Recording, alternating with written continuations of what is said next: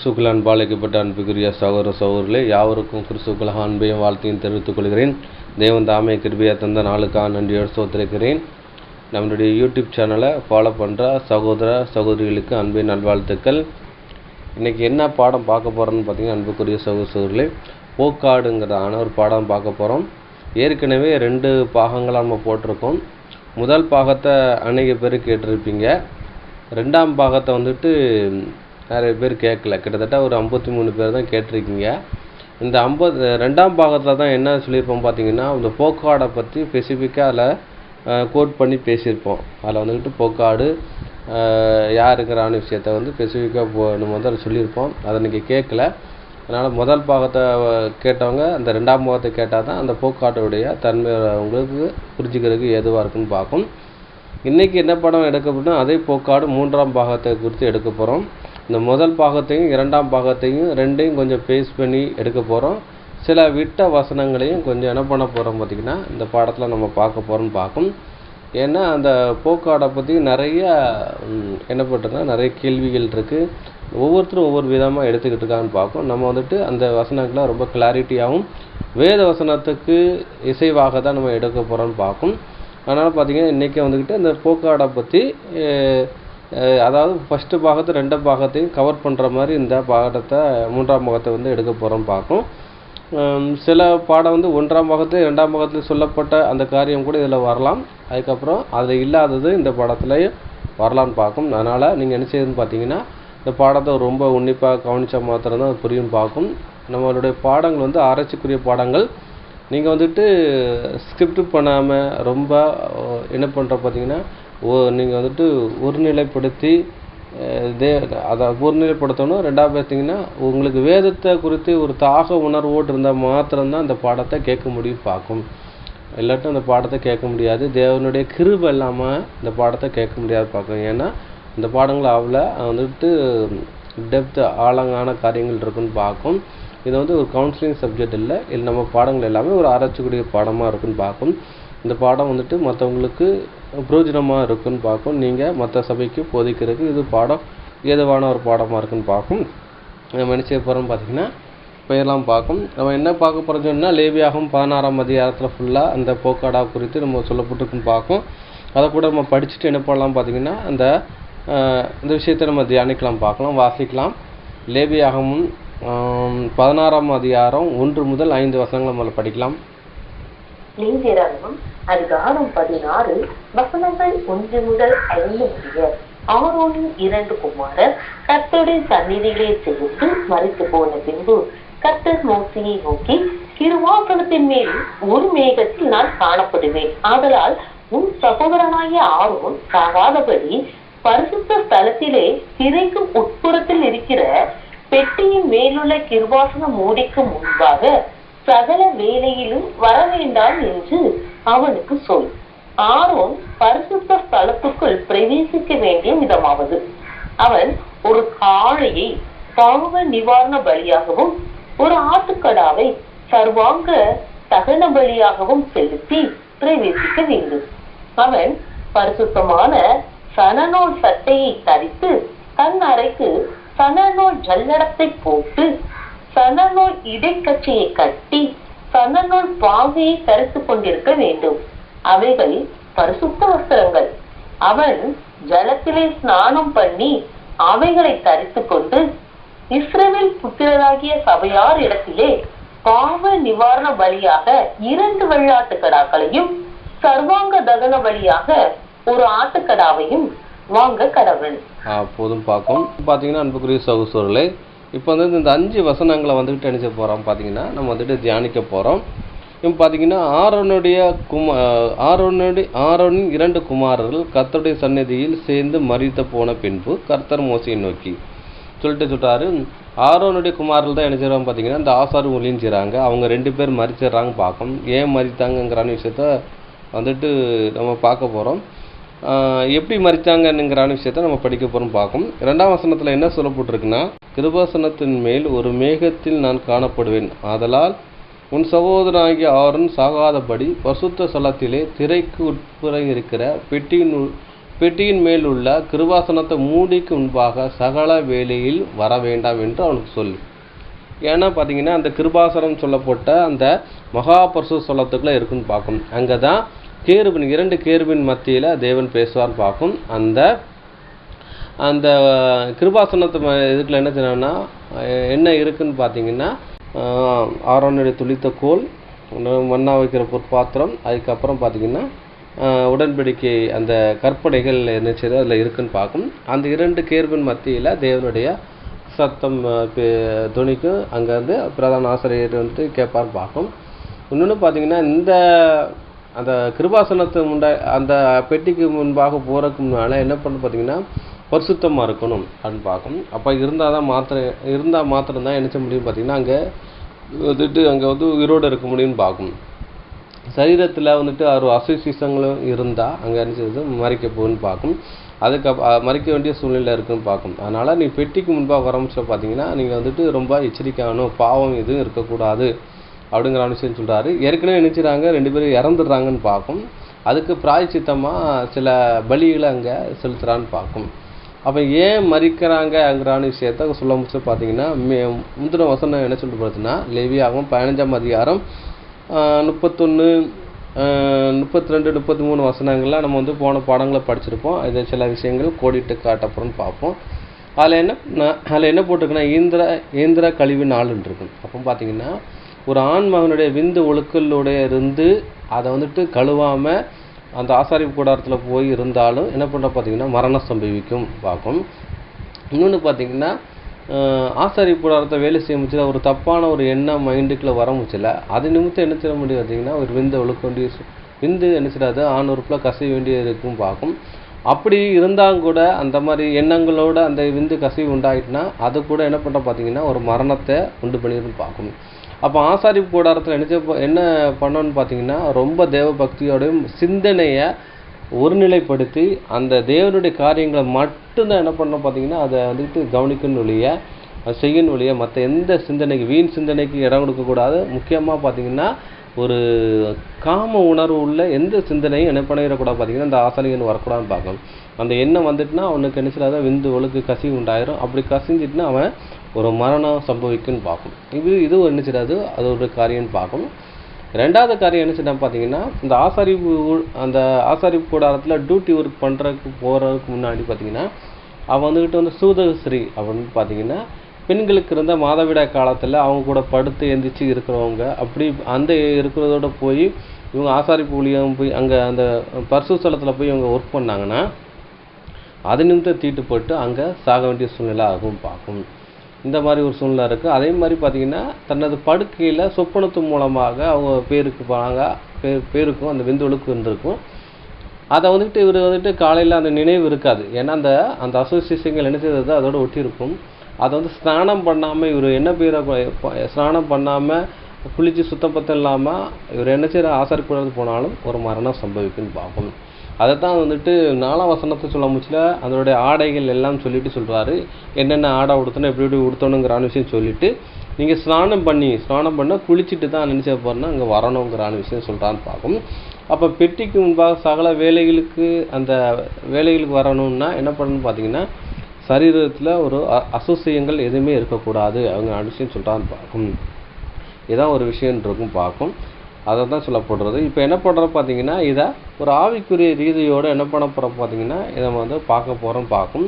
அப்போ வந்துட்டு ஆவிக்குரிய ரீதியில் இந்த காரியங்களை வந்துட்டு நம்ம வந்து தியானிக்க போகிறோம் பார்க்கும். இந்த பெட்டி என்றால் என்ன, அந்த காரியங்கள் என்ன என்றால் என்னங்கிற விஷயத்தை நம்ம வந்து படிக்க போகிறோன்னு பார்க்கும். அதுக்கு நம்ம படிக்கலாம். 1 கொரிந்தியர் 2ஆம் அதிகாரம் 13ஆம் வசனம் வாசிக்கலாம். கொரிந்தியருக்கு எழுதின 1ஆம் நிருபம் அதிகாரம் 2 வசனம் 13. அவைகளை நாங்கள் மனுஷ ஞானம் போதிக்கிற வார்த்தைகளாலே பேசாமல் பரிசுத்த ஆவி போதிக்கிற வார்த்தைகளாலே பேசி ஆவிக்குரியவைகளை ஆவிக்குரியவைகளோடே சம்பந்தப்படுத்தி காண்பிக்கிறோம். போதும் பார்க்கும். அப்போ பார்த்தீங்க சொல்லப்படுது நாங்களோ உலகத்தின் ஆவி பெறாமல் தேவனால் எங்களுக்கு அருளப்பட்டவைகளின் அறியும்படி தேவனிடத்தில் புறப்படும் ஆவி பெற்று இருக்கிறோம்னு சொல்லிட்டு சொல்கிறாரு. 13ஆம் வசனத்தில் என்ன சொல்கிறான்னு பார்த்தீங்கன்னா அவைகள் நாங்கள் மனுஷன் ஞானமாக போதிக்கிற வார்த்தையினாலே பேசாமல் பரிசுத்த ஆவியின் போதிக்கிற வார்த்தையினாலே பேசி ஆவிக்குரியவர்களை ஆவிக்குரியவரோடு சம்பந்தப்படுத்தி காண்பிக்கிறோன்றாங்க. அதே மாதிரி இப்போ என்ன பார்க்க போகிறோம் பார்த்தீங்கன்னா, நம்ம வந்துட்டு ஆவிக்குரியவர்களை ஆவிக்குரியவர் சம்பந்தப்படுத்தி பார்க்கும். இந்த வேதமாக எப்படி எழுதப்பட்டிருக்குன்னு பார்த்தீங்கன்னா, ஆவியாகவும் ஜீவனாகவும் எழுதப்பட்டிருக்குன்னு பார்க்கும். பரிசுத்த ஆவியினுடைய துணையினால் எழுதப்பட்டிருக்கு பார்க்கும். இப்படி இருக்க அந்த வேத வசனத்தை நம்ம என்ன பண்ண போகிறோம் பார்த்தீங்கன்னா, பழைய ஏற்பாடு நடந்த அந்த பலி காணிக்கைகளை குறித்து நம்ம என்ன பண்ணுறோம் பார்த்தீங்கன்னா, ஆவிக்குரிய விதமாக சம்பந்தப்படுத்தி நம்ம என்ன செய்ய அந்த பாடத்தை நம்ம பார்க்க போகிறோம்னு பார்க்கும். அடுத்தபடி அன்புக்குரிய சகோதரர்களே, ஒரு வசனம் வாசிக்கலாம். ரோமர் 15:4 வாசிக்கலாம். ரோமருக்கு எழுதின நிருபம் அதிகாரம் 15 வசனம் 4. தேவ வசனத்தினால் உண்டாகும் பொறுமையினாலும் ஆறுதலினாலும் நாம் நம்பிக்கை உள்ளவர்களாகும் படிக்கு முன்பு எழுதியிருக்கிறவைகள் எல்லாம் நமக்கு போதனையாக எழுதியிருக்கிறது. சரி. அப்போ பார்த்தீங்கன்னா, வேத வசனத்தினால் உண்டான பொறுமையினாலும் ஆறுதலினாலும் நாம் நம்பிக்கை உள்ளவராகும் படிக்கு முன்பு எழுதியிருக்கவையெல்லாம் நமக்கு போதனையாக இருக்குது. அப்போ முன்பு எழுதியிருக்கிறவை எல்லான்னு சொல்லுவோம். முன்பு எழுதியிருக்க எல்லான்னு இருக்கும். அப்போ என்னது, இந்த புதிய ஏற்பாடுக்கு முன்னாடி எழுதப்பட்ட பழைய ஏற்பாடில் எழுதப்பட்ட எல்லா விஷயங்களும் என்னவா இருக்குன்னு பார்த்தீங்கன்னா, ஒரு போதனை, ஒரு எச்சரிப்பு இருக்குன்னு பார்க்கணும். அந்த போதனை என்ன, அந்த எச்சரிப்பு என்னங்கிறான விஷயத்த நம்ம படிக்க போகிறோம் பார்க்கும். ஏதோ ஒரு விஷயம் பார்க்கும். அப்போ நம்ம வந்து ஆவிக்குரிய விதத்தில் நம்ம வந்துக்கிட்டு அந்த சம்மந்தப்படுத்தி பார்க்க போகிறோம்னு பார்க்கணும். மற்றபடியாக அன்புக்குரிய சகோதரர்களே, இப்போ என்ன பண்ணுறோம்னு பார்த்தீங்கன்னா, லேவியாகமும் 16ஆம் அதிகாரம் 1 முதல் 5ஆம் வசனம் 5 வசனங்களை படித்தோம். இந்த 5 வசனங்களில் என்னென்ன விஷயங்கள் இருக்குதுன்னு சொல்லி நம்ம வந்து கோடிட்டு பார்த்து அதை ஆவிக்குரிய விதத்தில் வந்துட்டு என்ன பண்ண போகிறோம் பார்த்தீங்கன்னா, சம்மந்தப்படுத்தி பார்க்க போகிறோம் பார்க்கும். இங்கே என்ன பண்ணுறோம் பார்த்தீங்கன்னா, ஆரோனுடைய குமாரர்கள் மரித்து போகிறாங்கன்னு சொல்லி அங்கே வந்துட்டு தேவன் வந்துட்டு யார்கிட்ட சொல்கிறாருன்னு பார்த்தீங்கன்னா, மோசைகிட்ட சொல்கிறாரு. மோசை வந்துட்டு ஆரோனுக்கு இன்ஸ்ட்ரக்ஷன் கொடுக்குறான்னு பார்க்கும். அப்போ பார்த்தீங்கன்னா, இது எதை அடையாளப்படுத்துதுங்கிறான விஷயத்த நம்ம பார்க்க போகிறோம். இங்கே வந்துட்டு தேவன் மோசைகிட்ட சொல்கிறாரு. மோசை என்ன பண்ணுறா பார்த்தீங்கன்னா, ஆரோன்கிட்ட சொல்கிறாரு பார்க்கும். இங்கே 3 பேர் வராங்கன்னு பார்க்கும். இந்த 3 பேர் எதற்கு நிலாட்டமாக இருக்குங்கிறான விஷயத்தை நம்ம பார்க்க போகிறோம். மோசைகிட்ட தேவன் பேசுகிறார். அப்போ தேவன் யாரை அடையாளப்படுத்துன்னா, நம்ம பிதாவாகி தேவனை அடையாளப்படுத்துன்னு பார்க்கும். மோசை யாரை அடையாளப்படுத்துன்னா, நம்ம ஆண்டவராக இயேசு கிறிஸ்துவை அடையாளப்படுத்துன்னு பார்க்கும். அவர் தான் என்ன பண்ணுற பார்த்தீங்கன்னா, வார்த்தையாக என்ன செய்யறது செயல்பட்டு என்ன செய்யறது மனித குலத்திட்ட பேசுகிறான்னு பார்க்கும். அதுக்கப்புறம் ஆரோன் யாரை அடையாளப்படுத்து பார்த்தீங்கன்னா, சபை அங்கத்தினரை எதை அடையாளப்படுத்துதுன்னு பார்க்கும். சபையை ஒரு வழி நடத்துகிற விஷயத்தை எதை அடையாளப்படுத்துன்னு பார்க்கும். அப்போ வந்துட்டு தேவன் பிதாவாகி தேவனை அடையாளப்படுத்துது. மோசை யாரை அடையாளப்படுத்துன்னா வந்துட்டு ஆண்டவராக இயேசு கிறிஸ்துவை அடையாளப்படுத்துது. ஆரோன் வந்துட்டு உடன் ஊழியர்களை அடையாளப்படுத்துது. அதுக்கப்புறம் பார்த்தீங்கன்னா, அது வந்துட்டு மோசைக்கு வந்துட்டு என்ன அவர் சகோதரன் இருக்கான்னு பார்க்கும். அதை கூட அமைச்சிருது நம்ம பார்க்க போகிறோன்னு பார்க்கும். ஆரோன் சபைக்கு நிலாட்டமாக இருக்கான்னு பார்க்க போகிறோம்.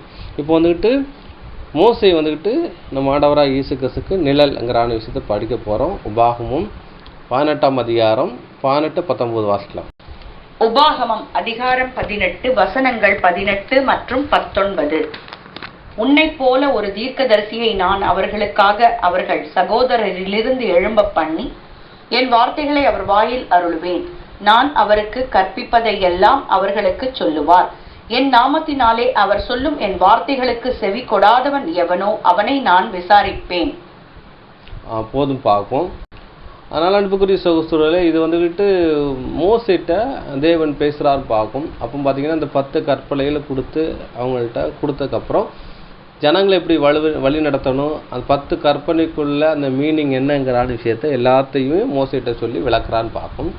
விளக்கிட்டு இது இந்த ஜனங்கள் நீ வழி நடத்தணும் அப்படிங்கிற விஷயத்தை சொல்கிறாரு பார்க்கும். சொல்லிட்டு என்ன சொல்கிறாருன்னா, பின்னாடி நடக்கிறதாக இருக்கிற விஷயத்த சொல்கிறாரு. நம்ம ஆண்டவராக இயேசு கிறிஸ்து பூமிக்கு வர விஷயமும் அவர் மூலமாக ஜனங்களை வழி நடத்துகிற விஷயத்தையும் அவர் சொல்கிறாருன்னு பார்க்கும். இதே மாதிரி எப்படி ஒன்று எழுப்பி இந்த ஜனங்களை வழி நடத்துகிறோனோ அதே மாதிரி என்ன பண்ணுறோம் பார்த்தீங்கன்னா, அங்கே ஒரு விஷயத்தை நான் பண்ண போகிறேன்னு சொல்கிறாரு. எப்படி மோசை வந்துட்டு 40 நாள் அப்பம் புசியாமலும் தண்ணீர் குடியாமலும் தேவனுடைய சமூகத்தை விழுந்து கிடந்து தேவனுடைய கற்பனையை வாங்கி ஜனங்கள்கிட்ட சொல்லி வழி நடத்துகிறாரோ அதே மாதிரி என்ன பண்ண போகிறோன்னா, அதே மாதிரி 40 நாள் நம்ம ஆண்டவராக இயேசு கிறிஸ்து என்ன பண்ணுறோம் பார்த்தீங்கன்னா, அப்பம் புசியாமலும் தண்ணீர் குடியாமலும் தேவனுடைய அந்த கற்பனையை வாங்கி ஜனங்கள்கிட்ட போதிக்கிறான்னு பார்க்குறோம். அப்போ கொஞ்சம் ஒவ்வொரு சென்டென்ஸில் என்ன சொல்கிறான்னு பார்த்தீங்கன்னா, நான் சுயமாக பேசலை, இதுதான் எனக்கு என்ன குறித்தாரோ அதை தான் அவங்கள்ட்ட சொல்கிறேங்கிறான்னு விஷயத்தை சொல்கிறான்னு பார்க்கும். அப்போ வந்துக்கிட்டு அந்த மோசை யாரை அடையாளப்படுத்துகிற விதமாக இருக்குது பார்த்தீங்கன்னா, நம்ம ஆண்டவராக இயேசு கிறிஸ்துவை நிழலாக இருக்கிறாங்கிற விஷயத்த இங்கே சொல்லப்படுதுன்னு பார்க்கும். அதே விஷயந்தான் என்ன பண்ணுறோன்னு பார்த்தீங்கன்னா, நம்ம ஆண்டவராகிய இயேசு கிறிஸ்து என்ன சொல்கிறாருன்னு பார்த்தீங்கன்னா, மோசே என்னை குறித்து சொல்லி இருக்கிறாரே அங்கரான விஷயத்த சொல்கிறான்னு பார்க்கும். அதை கூட நம்ம படிக்கலாம். யோவான் 5:46-57 வாசிங்களா. யோவான் எழுதின சுவிசேஷம் அதிகாரம் 5 வசனங்கள் 46 மற்றும் 47. நீங்கள் மோசேயை விசுவாசித்தீர்களானால் என்னையும் விசுவாசித்தீர்கள். என்னை குறித்து எழுதியிருக்கிறானே, அவன் எழுதின வாக்கியங்களை நீங்கள் விசுவாசியாமல் இருந்தால் நான் சொல்லுகிற வசனங்களை எப்படி விசுவாசிப்பீர்கள் என்றார். போதும் பார்க்கும். அப்போ என்ன சொல்கிறான்னு பார்த்தீங்கன்னா, இங்கே நம்ம ஆண்டவராகிய இயேசு கிறிஸ்து ஜனங்கள்கிட்ட சொல்கிறார். என்ன சொல்கிறாருன்னா, நீங்கள் மோசே விசுவாசித்தீர்களானால் என்னையும் விசுவாசிப்பீர்கள். அவன் என்னை குறித்து எழுதியிருக்கிறானே, அவன் எழுதின வாக்கியங்களை நீங்கள் விசுவாசித்தால் நான் சொல்லுகிற வசனங்களை நீங்கள் எப்படி விசுவாசிப்பீர்கள் என்றார். அப்போ பார்த்தீங்கன்னா அவர் சொல்கிறாரு, மோசே என்னை குறித்து அங்கே எழுதியிருக்கிறானே, அதை நீங்கள் கேட்டிங்கன்னா என்ன பண்ணிடுவோம் பார்த்தீங்கன்னா, நீங்கள் விசுவாசிப்பீங்க. ஏன்னா உபாகத்தில் அங்கே சொல்லியிருக்கிறாரு. அந்த சொன்னவர் யாருன்னு பார்த்தீங்கன்னா நான் தாங்கிறான விஷயத்த அவர் சொல்கிறான்னு பார்க்கும். அதே மாதிரி பார்த்தீங்கன்னா யோவான் 1:45 அங்கே சொல்கிறாரு, பிலிப்பு நாத்தான்மலை கண்டு நியாயப்பிரமாணத்திலே மோசையும் தீர்க்கதரிசனையும் எழுதியவருக்கு கண்டோம். அவர் யூசப்பின் குமாரன் நாசரேத்தின் இயேசுவே என்றார். அப்போ வந்துட்டு அது நியாயப்பிரமாணத்தில் அந்த பாகத்தில் சொல்லப்பட்டவரை நாங்கள் கண்டோம் அப்படின்னு சொல்கிறாரு. ஒரு சகோதர மத்தியிலேருந்து ஏதாவது உங்கள் சகோதர மத்தியிலேருந்து ஒரு தீர்க்கதரிசனம் எழுப்பு பண்ணுவேன்னு சொன்னார்ல, அவரை நாங்கள் கண்டோங்கிறான விஷயத்த அங்கே என்ன சொல்கிறார் பார்த்தீங்கன்னா, பிலிப்பு நாத்தான்மலைகிட்ட சொல்கிறான்னு பார்க்கணும். அதுக்கப்புறம் தீர்க்கதரிசன ஆமங்கத்தில் உள்ளவரை நாங்கள் கண்டோங்கிறான விஷயம் சொல்கிறான்னு பார்க்கும். சிலர் கண்டு விசுவாசிக்காங்க. அங்கே இந்த தீர்க்க தரிசனத்தை மேட்ச் பண்ணி அங்கே வந்துட்டு இடம் கண்டுபிடிச்சி அவங்க காங்கிறான்னு பார்க்கும். சிலர் விசுவாசிக்கலன்னு பார்க்கும். இப்போ மோசே யாரை அடையாளப்படுத்துகிற விதமாக இருக்கிறான விஷயத்தை நம்ம பார்த்துட்டா நம்ம ஆண்டவராகிய இயேசு கிறிஸ்துவை அங்கே நம்ம ஆண்டவராகிய இயேசு கிறிஸ்துக்கு நிழலாக இருக்கிறான்னு பார்க்கும். இப்போ அங்கே தேவன் மோசைகிட்ட சொல்கிறாரு, மோசை ஆரோன்கிட்ட சொல்கிறான்னு பார்க்கும். ஒரு விஷயம் இருக்குது. இன்னொன்று பார்த்தீங்கன்னா மோசை என்ன பண்ணுறாருன்னா தேவன் தேர்ந்தெடுத்தார். ஆனால் என்ன பண்ணுறாரு பார்த்தீங்கன்னா மோசைக்கு ஆசாரிய ஊழியம் கொடுக்கலன்னு பார்க்கணும். ஏன்னா வனாந்தரத்தில் அவர் தான் அழைச்சி என்ன சொல்கிறார் பார்த்தீங்கன்னா, மீதியான் தேசத்தில் அவருக்கு முற்செலியில் தரிசனமாகி எங்கே அனுப்புகிறான்னு பார்த்தீங்கன்னா எகிப்தில் அனுப்புகிறாரு. அந்த ஜனங்களை எல்லாம் நினச்சிடா பார்த்தீங்கன்னா கூப்பிட்டு வராரு. அப்போ அவருக்கு உதவியாக தான் என்ன பண்ணுறா பார்த்தீங்கன்னா ஆரோனை அவர் அனுப்புகிறான்னு பார்க்கும். டிரான்ஸ்லேஷனுக்காக அனுப்புகிறான்னு பார்க்கும். இப்போ பார்த்தீங்கன்னா இந்த ஆசாரிய ஊழியம் யாருக்கு தான் கொடுக்கணும்னு பார்த்தீங்கன்னா மோசைக்கு தான் கொடுக்கணும். ஆனால் என்ன பண்ணுறதுன்னு பார்த்தீங்கன்னா மோசை அந்த ஆசாரிய ஊழியம் செய்யலை. ஆனால் அந்த ஆசாரிய ஊழியம் யாருக்கு கொடுக்க போச்சுன்னு பார்த்தீங்கன்னா இங்கே ஆரோனுக்கு கொடுக்கப்பட்டுச்சின்னு பார்க்கும். இது எதற்கு நிழலாக இருக்குங்கிறான விஷயத்தை நம்ம படிக்க போகிறோம். ஆனால் பார்த்தீங்கன்னா இங்கே மோசை யாருக்கு நிழலாக இருக்குன்னு பார்த்தீங்கன்னா நம்ம ஆண்டவராகிய இயேசு கிறிஸ்து நிழலாக இருக்குன்னு நம்ம பார்த்துட்டோம். அப்போ பார்த்தீங்கன்னா பூமிக்கு அவர் இயேசு கிறிஸ்து வந்தால் அங்கே நினச்சிருக்க மாட்டார், ஆசாரியனா இருக்க மாட்டாருங்கிற விஷயம் சொல்லப்படுதுன்னு பார்க்கும். அப்போ ஏன் மோசைக்கு ஆசாரிய ஊழியம் கொடுக்கலன்னா மோசை யாருக்கு நிலாட்டமாக இருக்கும், ஆண்டவராகிய இயேசு கிறிஸ்துக்கு நிலாட்டமாக இருக்காரு. அப்போ தேவனுடைய ஆசாரிய ஊழியம் யாருக்கு கொடுத்துருக்க பார்த்தீங்கன்னா ஆரோனுக்கு கொடுத்துக்கப்பட்டிருக்கும் பார்க்கும். இயேசு கிறிஸ்து இந்த பூமியில் அவர் இருப்பார் என்றால் அவர் ஆசாரியானா இருக்க மாட்டார். ஏன்னா அங்கே பலியும் காணிக்கையும் கொடுக்குறக்கு ஆட்கள் இருக்காங்க. அவர் ஆடாதான் இந்த பூமிக்கு வந்தார் வழி ஆசாரியானா வரலன்னு பார்க்கும். அதை கூட நம்ம படிக்கலாம். எபிரேயர் 8:3-4 வாசிக்கலாம். எபிரேயருக்கு எழுதின நிருபம் அதிகாரம் 8 வசனங்கள் 3 மற்றும் 4. ஒவ்வொரு பிரதான ஆசாரியனும் காணிக்கைகளையும் பலிகளையும் செலுத்தும்படி நியமிக்கப்படுகிறான்.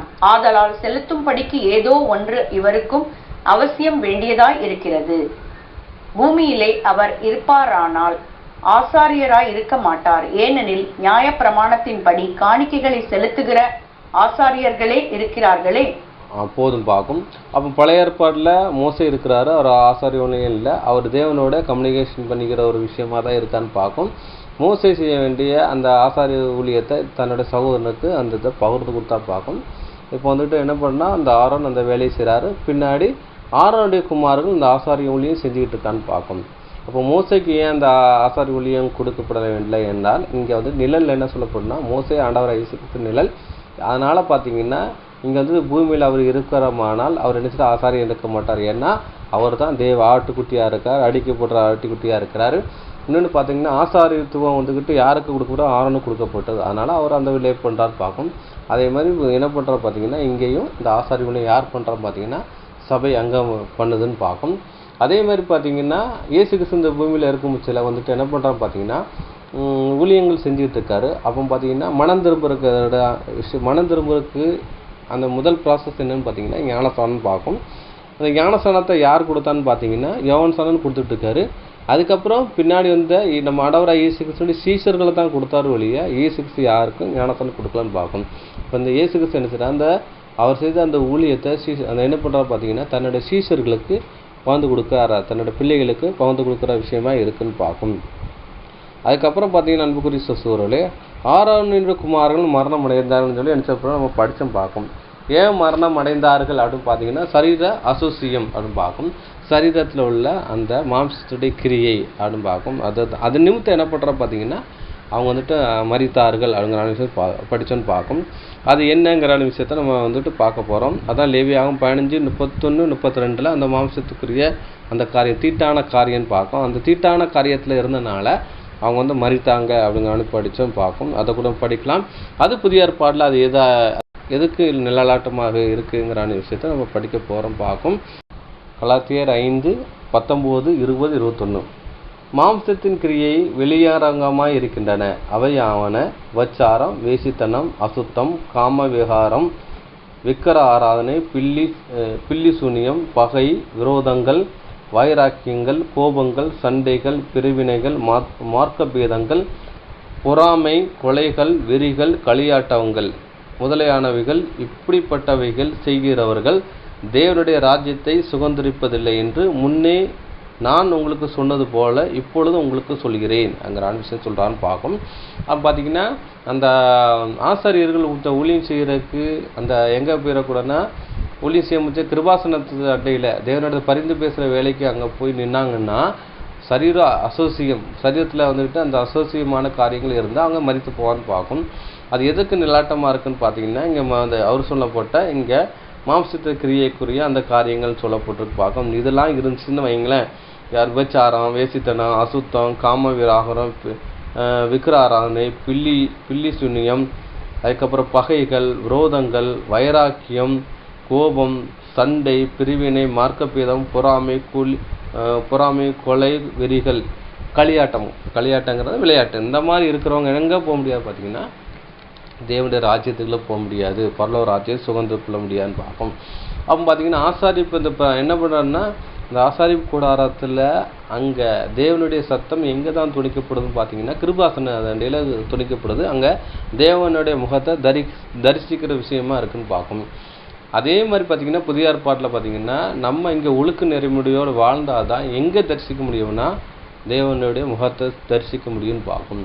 பரிசுத்தம் இல்லாமல் ஒருவனும் தேவனுடைய தரிசிப்பதில்லையேன்றிருக்கு. அப்போ ஒரு பரிசுத்தமான வாழ்க்கை இருந்தால் மாத்திரம் தான் என்ன முடியும் பார்த்தீங்கன்னா நம்ம தேவனை தரிசிக்க முடியும். அப்போ இந்த மாம்சத்துடைய கிரியைகள் இருந்துச்சுக்கா நம்ம எங்கே போக முடியாது பார்த்தீங்கன்னா பரலோகத்துக்கு போக முடியாது, தேவனுடைய முகத்தை நம்ம தரிசிக்க முடியாது அப்படின்னு பார்க்காம இந்த ஆசாரிப்பு கூடாரம் பேசி எதற்கு நிலாட்டமாக இருக்குன்னு பார்த்தீங்கன்னா பரலோகத்துக்கு ஒத்தி இருக்கிறதுங்கிற விஷயம் சொல்லப்பட்டிருக்குன்னு பார்க்கும்.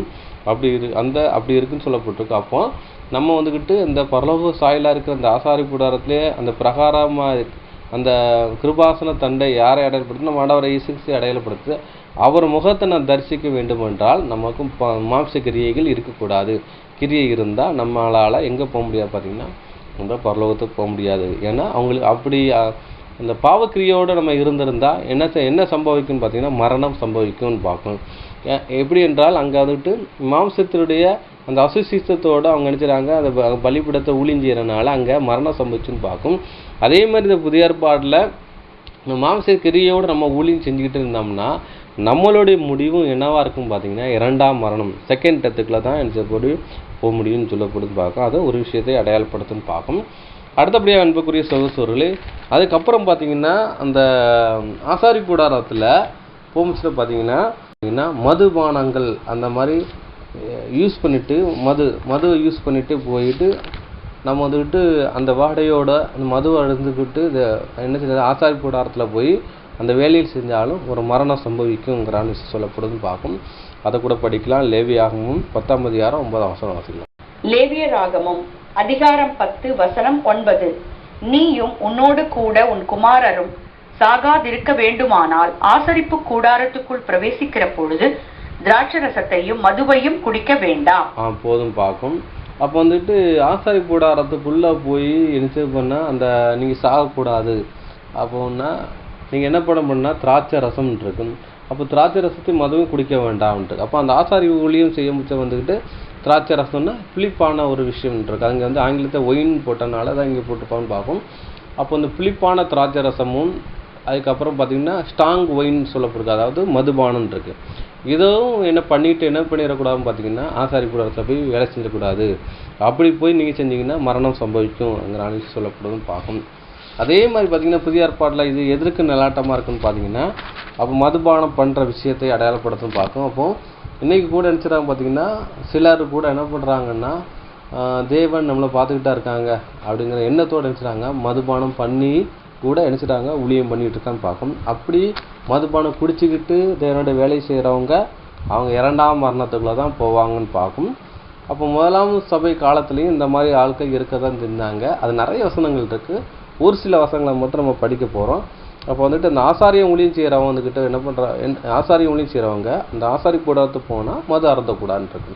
அதே மாதிரி தேவனுடைய வேலை செய்கிறவங்க கூட என்ன கூடாதுன்னா மது அருந்தக்கூடாதுங்கிற விஷயம் சொல்லப்படுதுன்னு பார்க்கும்.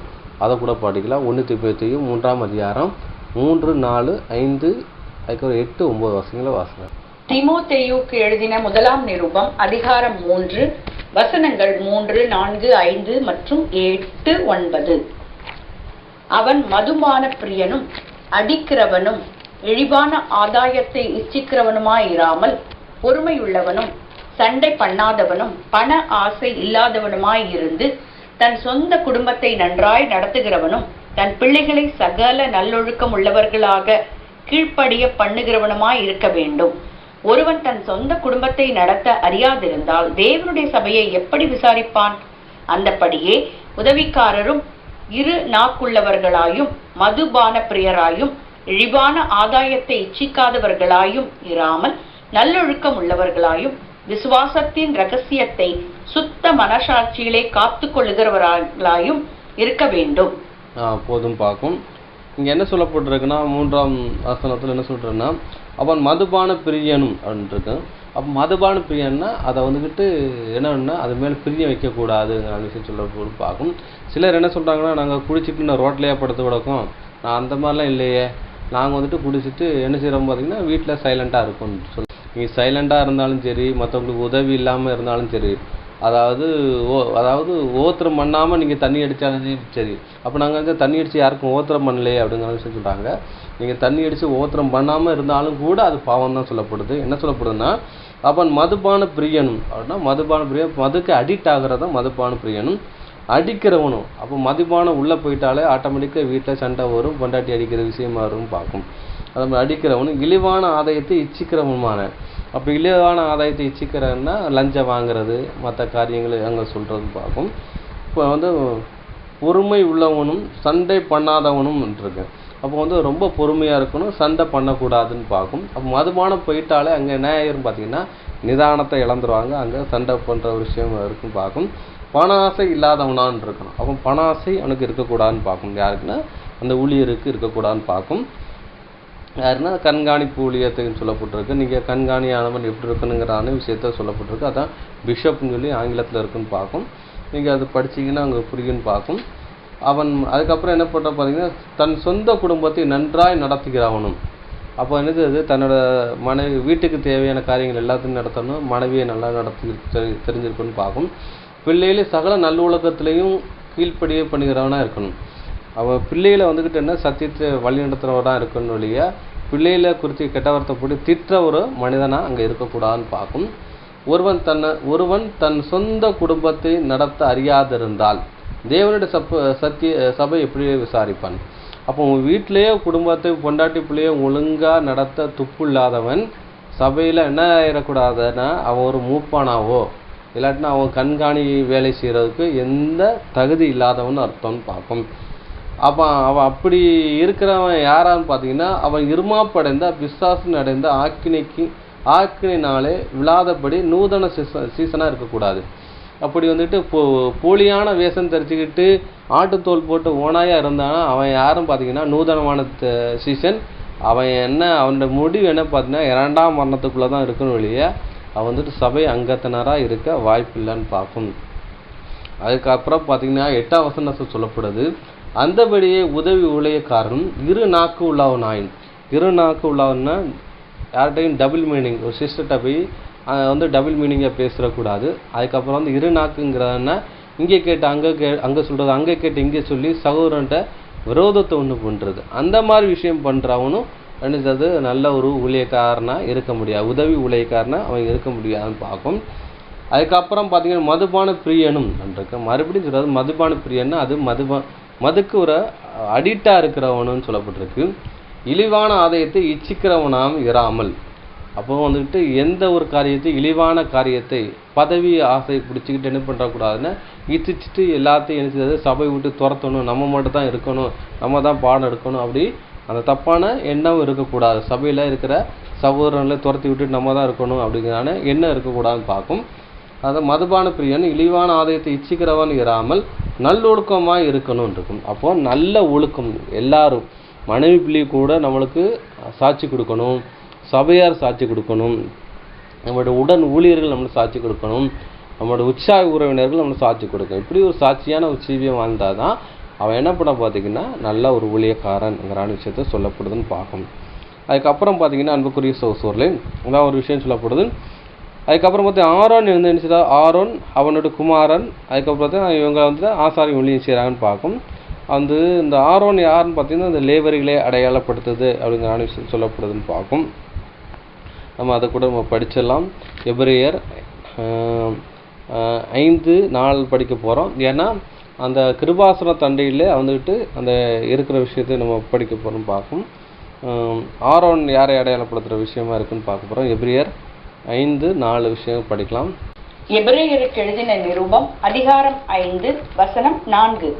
மேலும் ஆரோனைப் போல தேவனால் அழைக்கப்பட்டால் ஒழிய ஒருவனும் இந்த கனமான ஊழியத்துக்கு தானாய் ஏற்படுகிறதில்லை. போதும் பார்க்கும்.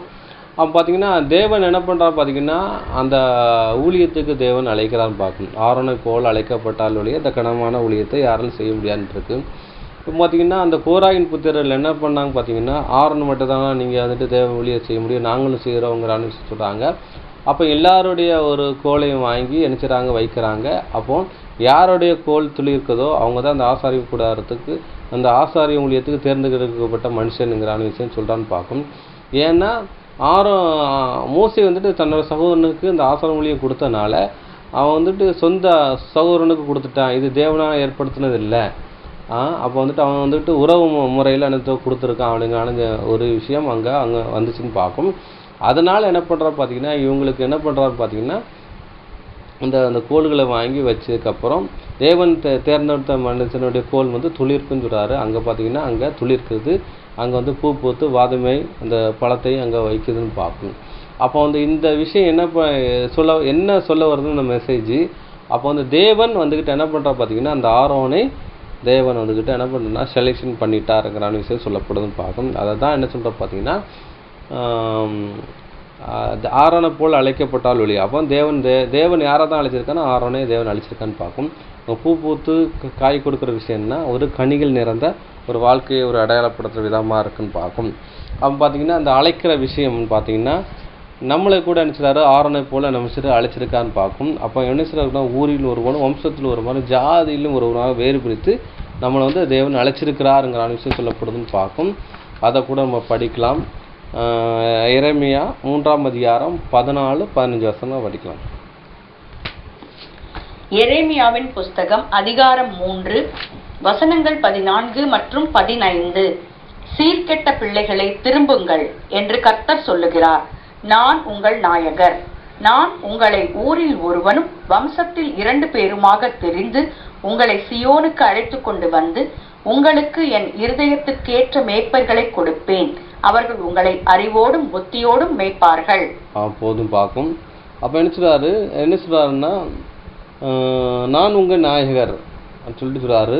நான் உன் நாயகர், நான் உங்களை ஊரில் ஒருவனும் வம்சத்து 2 பேருமாக தேர்ந்து உங்களை சியோனுக்கு அழைத்து கொண்டு வருவேன் இருக்காரு. உங்களை என் இருதயத்துக்கு ஏற்ற மேய்ப்பர்களை கொடுப்பேன், அவர்கள் உங்களை அறிவோடு புத்தியோடு மேய்ப்பார்கள் இருக்கு. அப்போ என்ன பண்ணுற பார்த்தீங்கன்னா, நம்மளை ஊரில் ஒருவனும் வம்சத்து ஒருவன் ஜாதிகள் ஒருவன் வேறுபடுத்தி அனுப்பிச்சிடாரு சீயோனுக்கு அழைக்கிறான்னு பார்க்கும். சீயோனுங்கிறது 1,44,000 ஒருவரான என்ன பண்ணுறான்னு பார்த்தீங்கன்னா நம்மளை தேர்ந்தெடுக்கான்னு பார்க்கும். அப்போ வந்துட்டு ஒவ்வொரு ஊர்லேயும் ஒவ்வொரு சகோதரர்களும் அழைச்சிருக்காரு, வம்சத்துலேருந்து அழைச்சிருக்கான்னு பார்க்கும். எதுக்கு அழைச்சாருன்னா சியோன்னா 1,44,000 பேரா ஒருவராக அழைச்சிருக்கான்னு பார்க்கும். அதான் பார்த்தீங்கன்னா வெளிப்படுத்தல் 14:1 அந்த 1,44,000 பேரும் சொல்லப்பட்டிருக்கும் பார்க்கும். இந்த சியோன் மலையிடத்தில் நிற்கிறவர்களை அடையாளப்படுத்துகிற விதமாக இருக்குன்னு பார்க்கும். அவர் நினைச்சாரு, அவர் சியோனுக்கு அழைக்கிறாரு. அந்த அழைப்புக்கு வர்றவங்களை என்ன பண்ணுறாரு பார்த்தீங்கன்னா சபைக்கு கொண்டு வந்து சொல்கிறார், உங்களை என் இதயத்துக்கு ஏற்ற மேய்ப்பர்கள் கொடுப்பேன், அவர்கள் உங்களை அறிவோடு புத்தியோடு மேய்ப்பார்கள். அப்போ சபையில் கொண்டு வந்து நினைச்சிடாங்க பார்த்தீங்கன்னா நினைச்சிடாங்களா உங்களுக்கு நல்ல புத்தியோடு நினைச்சிடுவாங்க, உங்களை ஆயத்தப்படுத்துவாங்க. ஏன்னா பரலோக ராஜ்யத்துக்கு போகிறதுக்கு ஒரு ஆயத்த வேலை நினைச்சுவாங்கன்னா அவங்க செய்வார்கள்ங்கிற விஷயம் சொல்லப்படுதுன்னு பார்க்கும். அந்த ஆரோனை போல் அழைக்கிற விஷயம் என்னன்னு பார்த்தீங்கன்னா பேர் சொல்லி அழைக்கிற நம்மளையும் கூட தேவனும் வந்து அழைக்கிறாருங்கிற விஷயம் சொல்லப்படுதுன்னு பார்க்கும். அடுத்தபடியாக அன்புக்குரிய சோசுகளே, ரோமர் 15 அதிகாரம் 15 வசனம் வாசிக்கலாம். ரோமருக்கு எழுதின நிருபம் அதிகாரம் 15 வசனம் 15. அப்படி இருந்தும் சகோதரரே, புறஜாதியாராகிய பலி பரிசுத்த ஆவியினாலே பரிசுத்தமாக்கப்பட்டு தேவனுக்கு பிரியமான பலியாகும் படிக்கு நான் தேவனுடைய சுவிசேஷ ஊழியத்தை நடத்தும் ஆசாரியனாயிருந்து புறஜாதிகளுக்கு இயேசு கிறிஸ்துவினுடைய ஊழியக்காரனாகும் பொருட்டு போதும் பார்க்கும். இங்கே வந்து அப்போஸ்தலன் பவுல் வந்துக்கிட்டு இங்கே சொல்கிறார், என்ன சொல்கிறான்னு பார்த்தீங்கன்னா என்ன சொல்கிறாருன்னா, அப்படி இருந்தும் சகோதரர்களே புறஜாதியாகிய பலி அப்படின்னு சொல்லிட்டு சொல்கிறார். புறஜாதியாகிய பலி பரிசுத்த ஆவியினால் பரிசுத்தமாக்கப்பட்டு. புறஜாதிய பலிங்கிறது என்னென்னா ஜீவ பலியாக ஒப்பு கொடுக்கறது, தேவனுக்கு செய்கிற புத்தி உள்ள ஆராதனைன்னு சொல்லப்படுதுன்னு பார்க்கும். அப்போ புறஜாதிக்கு சுவிசேஷம் அறிவிக்கப்படுறது, அதுக்கு பவுலை வந்துட்டு தேவன் அங்கே தேர்ந்தெடுக்கான்னு பார்க்கும். சொல்லிட்டு சொல்லுவார், தேவனுக்கு பிரியமான பலியாகும்படி நான் தேவனுடைய சுவிசேஷ ஊழியத்தை நடத்தும் ஆசாரியனாக இருந்து புறஜாதிக்கு இயேசு கிறிஸ்துவினுடைய ஊழியக்காரனாக பொருட்டு அப்படிங்கிற விஷயம் சொல்கிறான்னு பார்க்கும். அப்போ வந்துட்டு அப்போஸ்தலன் பவுல் என்ன கோத்திரம் பார்த்தீங்கன்னா பெஞ்சமின் கோத்திரம். அவர் எப்படி ஆசாரிய ஊழியம் செஞ்சார் அப்படின்னு பார்த்தீங்கன்னா, இது வந்துட்டு எழுத்துப்பூர்வமான அந்த ஆசிரியர்கள் கிடையாது, இங்கே தேவனுடைய சுவிசேஷம் பண்ணுற ஒரு ஆசாரியனாக இருக்கான்னு பார்க்கும். அப்போ தேவனுடைய சுவிசேஷம் பண்ணுற எல்லாருமே என்ன பண்ணுறோம் பார்த்தீங்கன்னா ஆசாரியர்கள்னு சொல்லப்படுன்னு பார்க்கும். ஆரோன் அழைச்சி தேவனுடைய ஆசாரிய ஊழியம் செய்கிறான்னு பார்க்கும்.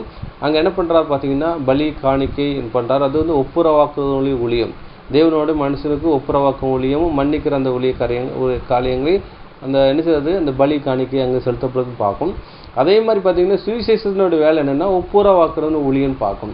அந்த வேலையை அந்த பவுல் செய்கிறாரு. அந்த வேலை எந்த வேலைன்னு பார்த்தீங்கன்னா ஆசாரிய ஊழியம் சொல்ல பார்க்கும். அப்போ தேவனுடைய வேலையை அந்த பழைய ஏற்பாடில் ஆசாரியம் செஞ்சான். இன்றைக்கி புதிய ஏற்பாடில் தேவனுடைய வேலை செய்கிறது, அதுவும் ஒரு ஆசாரிய ஊழியன்னு பார்க்கும். பழைய ஏற்பாடில் ஆரோன் யாருன்னா தேவனுடைய சபைக்கு நிலாட்டமாக இருக்குன்னு பார்க்கும். ஆரோனுடைய பிள்ளைகளை யாரை அடையாளப்படுத்திங்கன்னா அந்த என்ன பண்ணால் அப்போஸ்தலருடைய சபையினுடைய பிள்ளைகளை அடையாளப்படுத்துன்னு பார்க்கும். ஆரோனுடைய டிபார்ட்மெண்ட்டில் தான் அந்த என்ன செய்கிறாங்க பார்த்தீங்கன்னா அந்த ஊழியமே என்ன பண்ணுறாங்கன்னா செஞ்சுட்டு இருக்காங்க பார்க்கும். ஆரோடைய குமாரன் சொல்லி ஆசாரிப்பு கூடாரத்தை அந்த வேலையில் சொல்லப்பட்டுரும் பார்க்கும். இங்கே பார்த்தீங்கன்னா 12 விதமான கற்கள் அஸ்திபார் கற்களில் இங்கேயும் பவுல் வந்துருவார்னு பார்க்கும். அவரும் அந்த அப்போஸ்தலர் உபதேசத்தின் அடிப்படையாக வந்து அந்த ஆசாரித்துவ ஊழியம் பார்க்கும். ஆசாரி ஊழியம்னா தேவனுக்கும் மனுஷனுக்கும் ஒரு என்னென்னா ஒப்புரவாக்குற ஊழியத்தை அங்கே செய்கிற விஷயத்தை அடையாளப்படுத்தும் பார்க்கும். அப்போ வந்து ஆரோன் யாரை அடையாளப்படுத்தினா சபை அங்கத்தினுடைய பிள்ளைகளை அடையாளப்படுத்துறது, சுவிசேஷ வேலை செய்கிற தேவனுடைய பிள்ளைகளை இங்கே அடையாளப்படுத்துகிற விதமாக இருக்குன்னு பார்க்கும். அடுத்தபடியாக அன்புக்குரிய சகோதரர்களே, 1 பேதுரு 2 அதிகாரம் 9 வசனம் படிக்கலாம். பேதுரு எழுதின முதலாம் நிருபம் அதிகாரம் 2 வசனம் 9. நீங்களோ உங்களை அந்தகாரத்தினின்று தம்முடைய ஆச்சரியமான ஒளியினிடத்திற்கு வரவழைத்தவருடைய புண்ணியங்களை அறிவிக்கும்படிக்கு தெரிந்து கொள்ளப்பட்ட சந்ததியாயும் ராஜரீகமான ஆசாரிய கூட்டமாயும் பரிசுத்த ஜாதியாயும் அவருக்கு சொந்த ஜனமாயும் இருக்கிறீர்கள். அப்போதும் பார்க்கும். இப்போ பார்த்தீங்கன்னா ஆரோன்ங்கிறான பேருடைய அர்த்தம் பார்த்தீங்கன்னா லைட் பிரிங்கர்னு சொல்லப்பட்டிருக்கு. அதுக்கு தமிழ் ஆக்கம் என்னப்பட்டிருந்ததுன்னா ஒளியை கொண்டு வருவன் இருக்கும். அப்போ ஒளிங்கிறது என்னென்னா அது வந்து சத்தியத்தை இது அடையப்பட்ட விதமாக இருக்குன்னு பார்க்கும். அதே மாதிரி நம்ம ஆண்டவராகிய இயேசு கிறிஸ்து சொல்லும்போது என்ன சொல்கிறான்னு பார்த்தீங்கன்னா, நானே உலகத்தின் ஒளிங்கிறான விஷயம் சொல்கிறான்னு பார்க்கும். ஒளிங்கிறது தேவனுடைய சத்தியத்தை அடையாளப்படுத்த விதமாக இருக்குன்னு பார்க்கும். அதனால தான் இங்கே அப்போஸ்தலனாகிய பேதுரு இங்கே சொல்லும்போது என்ன சொல்கிறான்னு பார்த்தீங்கன்னா, நீங்களோ உங்களுடைய அந்தகாரத்திலிருந்து தம்முடைய ஆச்சரியமான ஒளியிடத்திற்கும் வரவழைத்தினுடைய புண்ணியங்களை அறிவிக்கும்படி தெரிந்து கொள்ளப்பட்ட சந்ததியாரும். அப்போ தெரிந்து கொள்ளப்பட்ட சந்ததியார்னா அந்த 1,40,000 அதான் சீயோனுக்கு அழைக்கப்பட்ட விஷயம். தெரிந்து கொள்ளப்பட்ட சந்ததியாரும் ராஜரீக ஆசாரிய கூட்டமாகும். ராஜரீக ஒரு ஆசாரிய கூட்டமாகும், பரிசுத்த ஜாதியமாகவும் சொந்த ஜனமாக இருக்குன்றாங்க. அப்போ நம்ம ஆசாரியர்கள் அதே நினைச்சிருக்காரு பரிசுத்த ஜாதி. அப்போ பரிசுத்தமாக இருந்தால் தான் என்ன பண்ண முடியும் பார்த்தீங்கன்னா இந்த ஆசாரிய ஊழியம் செய்ய முடியும்னு பார்க்கும். அப்போ பரிசுத்தம் இல்லாமல் போய் இந்த ஆசாரிய ஊழியம் செஞ்சால் அங்கே ஒரு மரணம் சம்பவிக்குன்னு பார்க்கும். அதே மாதிரி இங்கே பார்த்தீங்கன்னா அப்போ ஒரு பரிசுத்தமான நம்ம ஒரு வாழ்க்கை வாழ்ந்தால் தான் எதை செய்ய முடியும்னு பார்த்தீங்கன்னா அந்த தேவனுடைய வேலையை அங்கே செய்ய முடியும் அப்படின்னு சொல்லப்பட்டு பார்க்கும். இப்படி செஞ்சால் தான் நினச்சிடுறீங்க நீங்கள் பரிசுத்தம் உள்ள ஜாதி, நீங்கள் சொந்த ஜனமாக இருக்கீங்க. சொந்த ஜனங்கிற விஷயம் என்னென்னா அவர் வந்து சேஷ்ட புத்திரன் அப்படிங்கிற விஷயத்தை அங்கே சொல்கிற விதமாக அடையாளப்படுத்துகிற விதமாக இருக்குன்னு பார்க்கும். அடுத்தபடியாக அன்புக்குரிய சகோதரர்களே, அப்போ அந்த கிருபாசனத்தை பெட்டிக்கு முன்பாக வரணுங்கிறாங்க. அந்த கிருபாசனத்தை பெட்டிக்கு வந்தால் என்ன செய்யப்படுனா பாவமும் எதுவும் இருக்கக்கூடாது, இருந்தால் நீ செத்து போயிருன்னு சொல்லப்பட்டுன்னு பார்க்கும். அந்த கிருபாசன பெட்டி யாரை அடையாளப்படுத்துன்னு பார்த்தீங்கன்னா அன்புக்குரிய சகோதரர்களே, இதோ நம்ம ஆண்டவராய் இயேசு கிறிஸ்துவை இங்கே அடையாளப்படுத்துகிற விதமாக இருக்குன்னு பார்க்கும். அதை கூட நம்ம படிக்கலாம். எபிரேயர் 4:16 வாசிக்கலாம். எபிரேயருக்கு எழுதின நிருபம் அதிகாரம் 4 வசனம் 16. ஆதலால் நாம் இரக்கம் பெறவும் ஏற்ற சமயத்தில் சகாயம் செய்யும் கிருபையை அடையவும் தைரியமாய் கிருபாசன தண்டையில் சேரக் கடவோம். என்ன சொல்றோம் பார்த்தீங்கன்னா, ஆதலால் நாம் இரக்கம் பெறவும் ஏற்ற சமயத்தில் சகாயம் செய்யும் கிருபை அடையவும் தைரியமாக கிருபாசன தண்டையிலே சேர கடவுன்னு இருக்கு. அந்த கிருபாசனம் யாரை அடையாளப்படுத்துன்னா நம்ம ஆண்டவராய் இயேசு கிறிஸ்துவை அடையாளப்படுத்துன்னு பார்க்கும். அப்போ பழைய ஏற்பாட்டில் அந்த கிருபாசனத்தில் போகிறவங்கள பயந்துக்கிட்டே போவாங்க. ஏன்னா நம்ம சரீரத்தில் எப்படி இருக்குன்னு தெரியலையே, அசுசியம் இருக்கோ, நம்ம பரிசுத்த குலைச்சலாக இருக்கிறோமோ, நம்ம சிந்தையை ரொம்ப கேர்ஃபுல்லாக இருக்குன்னு பார்க்கணும். அந்த மாதிரி இருந்தால் தான் எங்கே போக முடியும் பார்த்தீங்கன்னா அந்த ஆசாரி கூடாரத்தில் அந்த ஆசாரி கூடாரத்தையும் அந்த என்ன பண்ணுறோன்னா கிருபாசனம் எடுத்துகிட்டு போகணும். அப்படி பரிசுத்தமாக இருந்தால் தான் அங்கே போக முடியும், அசுத்தமாக இருந்தால் அங்கே செத்து போயிடும்னு பார்க்கணும். அப்போ ஒவ்வொரு ஆசாரியும் நாங்கள் போகச்சில பயத்தோடு நடுக்கத்தோடு தான் போவான்னு பார்க்கணும். அப்போ இப்போ என்ன சொல்கிறாங்கன்னா, நீ அந்த பயமெல்லாம் உனக்கு வேண்டாம், பயப்படாமல் கிருபாசனத்தில் நீ கிட்டிச்சிருங்க, பயப்பட வேண்டாம், தைரியமாக வாங்க, எந்த பயமும் வேண்டான்னு இருக்கான்னு பார்க்கும். அப்போ வந்து இந்த கிருபாசனம் யாரை அடையாளப்படுத்தினா நம்ம ஆண்டவராய் இயேசு கிறிஸ்துவை அடையாளப்படுத்துன்னு பார்க்கும். அந்த 2 கேருபுகள் மத்தியில் தான் இருக்குன்னு பார்க்கும், அந்த விஷயம் பார்க்கும். அந்த 2 கேருபு எதை அடையாளப்படுத்துனா நம்ம ஆண்டவராய் இயேசு கிறிஸ்து பூமிக்கு வரமுச்சு கிருபையும் சத்தியம் நிரந்தராய் இங்கே வந்த விஷயத்தை அடையாளப்படுத்தும் பார்க்கும். அங்கே என்ன பண்ணுறோம் பார்த்தீங்கன்னா அங்கே வந்து ஆரோனில் துளிர்த்த கோல் இருக்குன்னு பார்க்கும். அது என்ன தேவன் அவரை வந்துட்டு அழைத்த விதத்தை அடையாளப்படுத்துறது பார்க்கும். ஏதோ நான் போகிறேன் புஸ்தகத்தில் என்னை குறித்து அழைத்திருக்கேன்னு சொல்லி தேவனுடைய வேலையை வாலண்டியர்ஸாக செய்யும்படியாக அந்த பூமிக்கு வர விஷயத்தை அடையாளப்படுத்தும் பார்க்கும். கோலுங்கிற விஷயம் என்ன, அவர் வேலை கொடுக்குவதான ஒரு ஆளுக விஷயத்தை அடையாளப்படுத்துன்னு பார்க்கும். இந்த அந்த கனிங்கிறது அவங்க வந்து கனிகள் நிறைந்த ஒரு வாழ்க்கையை ஒரு அடையாளப்படுத்த விதமாக இருந்துச்சு பார்க்கும் நம்ம ஆண்டவராய் இயேசு கிறிஸ்து. அதான் சொல்கிறாரு, என்னில் குச்சம் உண்டோ உங்கள் குச்சம் உண்டோ நீங்கள் குச்சம் சாட்ட அப்படிங்கிற விஷயம் சொல்கிறான் பார்க்கும். ஒரு குச்சம் இல்லாத ஒரு ஜீவியமும் ஒரு ஊழியம் யார் செஞ்சார்னா நம்ம ஆண்டவராய் இயேசு கிறிஸ்து அங்கே செஞ்சான்னு பார்க்கும். அதுக்கப்புறம் பார்த்தீங்கன்னா அவர் வந்துட்டு அந்த நியாயபரமான கட்டளை இருக்குன்னு பார்க்கும். அதை தான் என்ன சொல்கிறார் பார்த்தீங்கன்னா அந்த சங்கீதம் 40ஆம் சங்கீதத்தில் அவர் சொல்கிறாரு, இந்த பூமிக்கு வர விஷயம்னு சொல்கிறாரு, நியாயப்பிரமான என் உள்ளத்தில் இருக்கிறது, இதோ நான் வருகிறேன் சொல்கிறான்னு பார்க்கும். அப்போ வந்துட்டு நியாயப்பிரமாணத்தில் ஒரு உறுப்பாயிலும் ஒரு எழுத்தாயிலும் நினச்சது கிடையாது, நான் வந்துக்கிட்டு மீறுறது கிடையாது, அதை வந்துட்டு வானப்பூவும் அழிந்தாலும் என்னோடய வார்த்தை விழுந்து போகாது, அந்த விஷயத்தை நிறைவேற்றுவேன்னு சொல்கிறான்னு பார்க்கணும். அப்போ நியாயப்பிரமாணத்தை கட்டளையும் ஒவ்வொரு விஷயத்தையும் அனுப்பிச்சாரு ரொம்ப உன்னிப்பாக பார்த்து அதன்படி நினச்சிடாரு வாழ்ந்தான்னு பார்க்கணும். அதை தான் இந்த விஷயம் அடையாளப்படுத்தும் பார்க்கும். அந்த உடன்படிக்கைங்கிறது என்னன்னா நம்ம ஆண்டவராய் இயேசு கிறிஸ்துவை அடையாளப்படுத்துது. அந்த கிருபாசனத்தை பெட்டி நம்ம ஆண்டவராய் இயேசு கிறிஸ்துவை அடையாளப்படுத்தும் விதமாக இருக்குன்னு பார்க்கும். அதுக்கப்புறம் பார்த்தீங்கன்னா மோசே நம்ம ஆண்டவராய் இயேசு கிறிஸ்து நிலன்னு பார்த்தோம். ஆரோன் வந்துட்டு சபை மக்களுக்கு நிலாட்டமாக பார்க்கும். சபை மக்கள் அந்த 1,40,000 பேர் பார்க்கும். இந்த மோசையும் ஆரோனும் சகோதரர்கள்னு பார்க்கணும். இது எதற்கு நிலாட்டமாக இருக்குது அப்படிங்கிற விஷயம் பார்க்க போகிறோம். அதே மாதிரி பார்த்தீங்கன்னா மோசை யாருக்கு நிலாட்டமானா மாண்டவராக இயேசு கிறிஸ்து நிலாட்டமாக இருக்குன்னு பார்க்கும். ஆரோன் சபை மக்களை அடையாளப்படுத்துன்னு பார்க்கும். அப்போ வந்துட்டு மாண்டவராக இயேசு கிறிஸ்து நமக்கு என்னவா இருக்கான்னு பார்த்தீங்கன்னா மூத்த ஒரு சகோதரர் யாராக இருக்கான்னு பார்க்கும். அவர் சகோதரன் நம்மளை சொல்கிறதுக்கு அவர் வெட்கப்படுவதில்லைங்கிற விஷயம் சொல்லப்படுதுன்னு பார்க்கும். எபிரேயர் 2ஆம் அதிகாரம் 10, 12 வசனங்களை வாசிக்கலாம். எபிரேயருக்கு எழுதின நிருபம் அதிகாரம் 2 வசனங்கள் 10, 11 மற்றும் 12. ஏனென்றால் தமக்காகவும் தம்மாலேயும் சகலத்தையும் உண்டாக்கினவர் அநேகம் பிள்ளைகளை மகிமையில் கொண்டு வந்து சேர்க்கையில் அவர்களுடைய ரட்சிப்பின் அதிபதியை உபத்திரவங்களினாலே பூரணப்படுத்துகிறது அவருக்கேற்றதாய் இருந்தது. எப்படியெனில் பரிசுத்தம் செய்கிறவரும் பரிசுத்தம் செய்யப்படுகிறவர்களுமாகிய யாவரும் ஒருவராலே உண்டாயிருக்கிறார்கள். இது நிமித்தம் அவர்களை சகோதரர் என்று சொல்ல அவர் வெட்கப்படாமல் உம்முடைய நாமத்தை என் சகோதரருக்கு அறிவித்து சபை நடுவில் உம்மை துதித்து பாடுவேன் என்றும் அப்போதும் பார்க்கும். இங்க என்ன சொல்லப்பட்டிருந்தா அவர் சொல்றாரு 10ஆம் வசனத்துல, ஏனென்றால் தமக்காகவும் தம்மாலே சகலத்தையும் உண்டாக்கினவர் அநேக பிள்ளைகளை மகிமையிலே கொண்டு வந்து சேர்க்கையில் அவருடைய இரட்சிப்பின் அதிபதியை உபத்திரங்கள்னாலே பூர்ணப்படுத்துகிறது அவருக்கு ஏற்றதாக இருக்கிறது அங்கிற விஷயம் பார்க்கும். அந்த மகிமையிலே அங்கிற விஷயம் சொல்லப்படுது பார்த்தீங்கன்னா சங்கீதத்தில் சொல்லப்பட்டிருக்கு, சீயோனை கட்டி தன் மகிமையிலே வெளிப்படுவார் என்று சொல்லப்படுதுன்னு பார்க்கலாம். அப்போ அந்த மகிமையிலே அநேக பிள்ளைகளை தன் மகிமையிலே கொண்டு வந்து சேர்க்கையில்ங்கிறான்னு சொன்னா அந்த 1,40,000 ஒருவராக தேவன் அந்த மாத்திர விதத்தை அதை அடையாளப்படுத்துன்னு பார்க்கும். சொல்லிட்டு சொல்வார், எப்படி என்றால் பரிசுத்தம் செய்கிறவரும் பரிசுத்தம் செய்யப்படுகிறவர்களுக்காகிய யாவரும் ஒருவனாலே உண்டாயிருக்கிறார்கள். இது நிமித்தம் அவர்களை சகோதரர் என்று சொல்ல அவர் வெட்கப்படுவதில்லை என்று.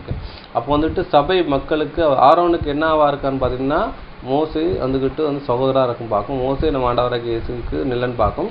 இப்போ வந்துட்டு இந்த சபை மக்களுக்கு அவர் என்னவா இருக்கான்னு பார்த்தீங்கன்னா அவர் மூத்த ஒரு சகோதரனாக இருக்கான்னு பார்க்கும். அதே மாதிரி பார்த்தீங்கன்னா ஆதாமை எப்படி சிருஷ்டிக்கானா தேவ தூதனை சச்சி ஸ்திரியவனாக்கி கணத்தையும் மகிமையும் கொடுத்துருக்கான்னு பார்க்கும்.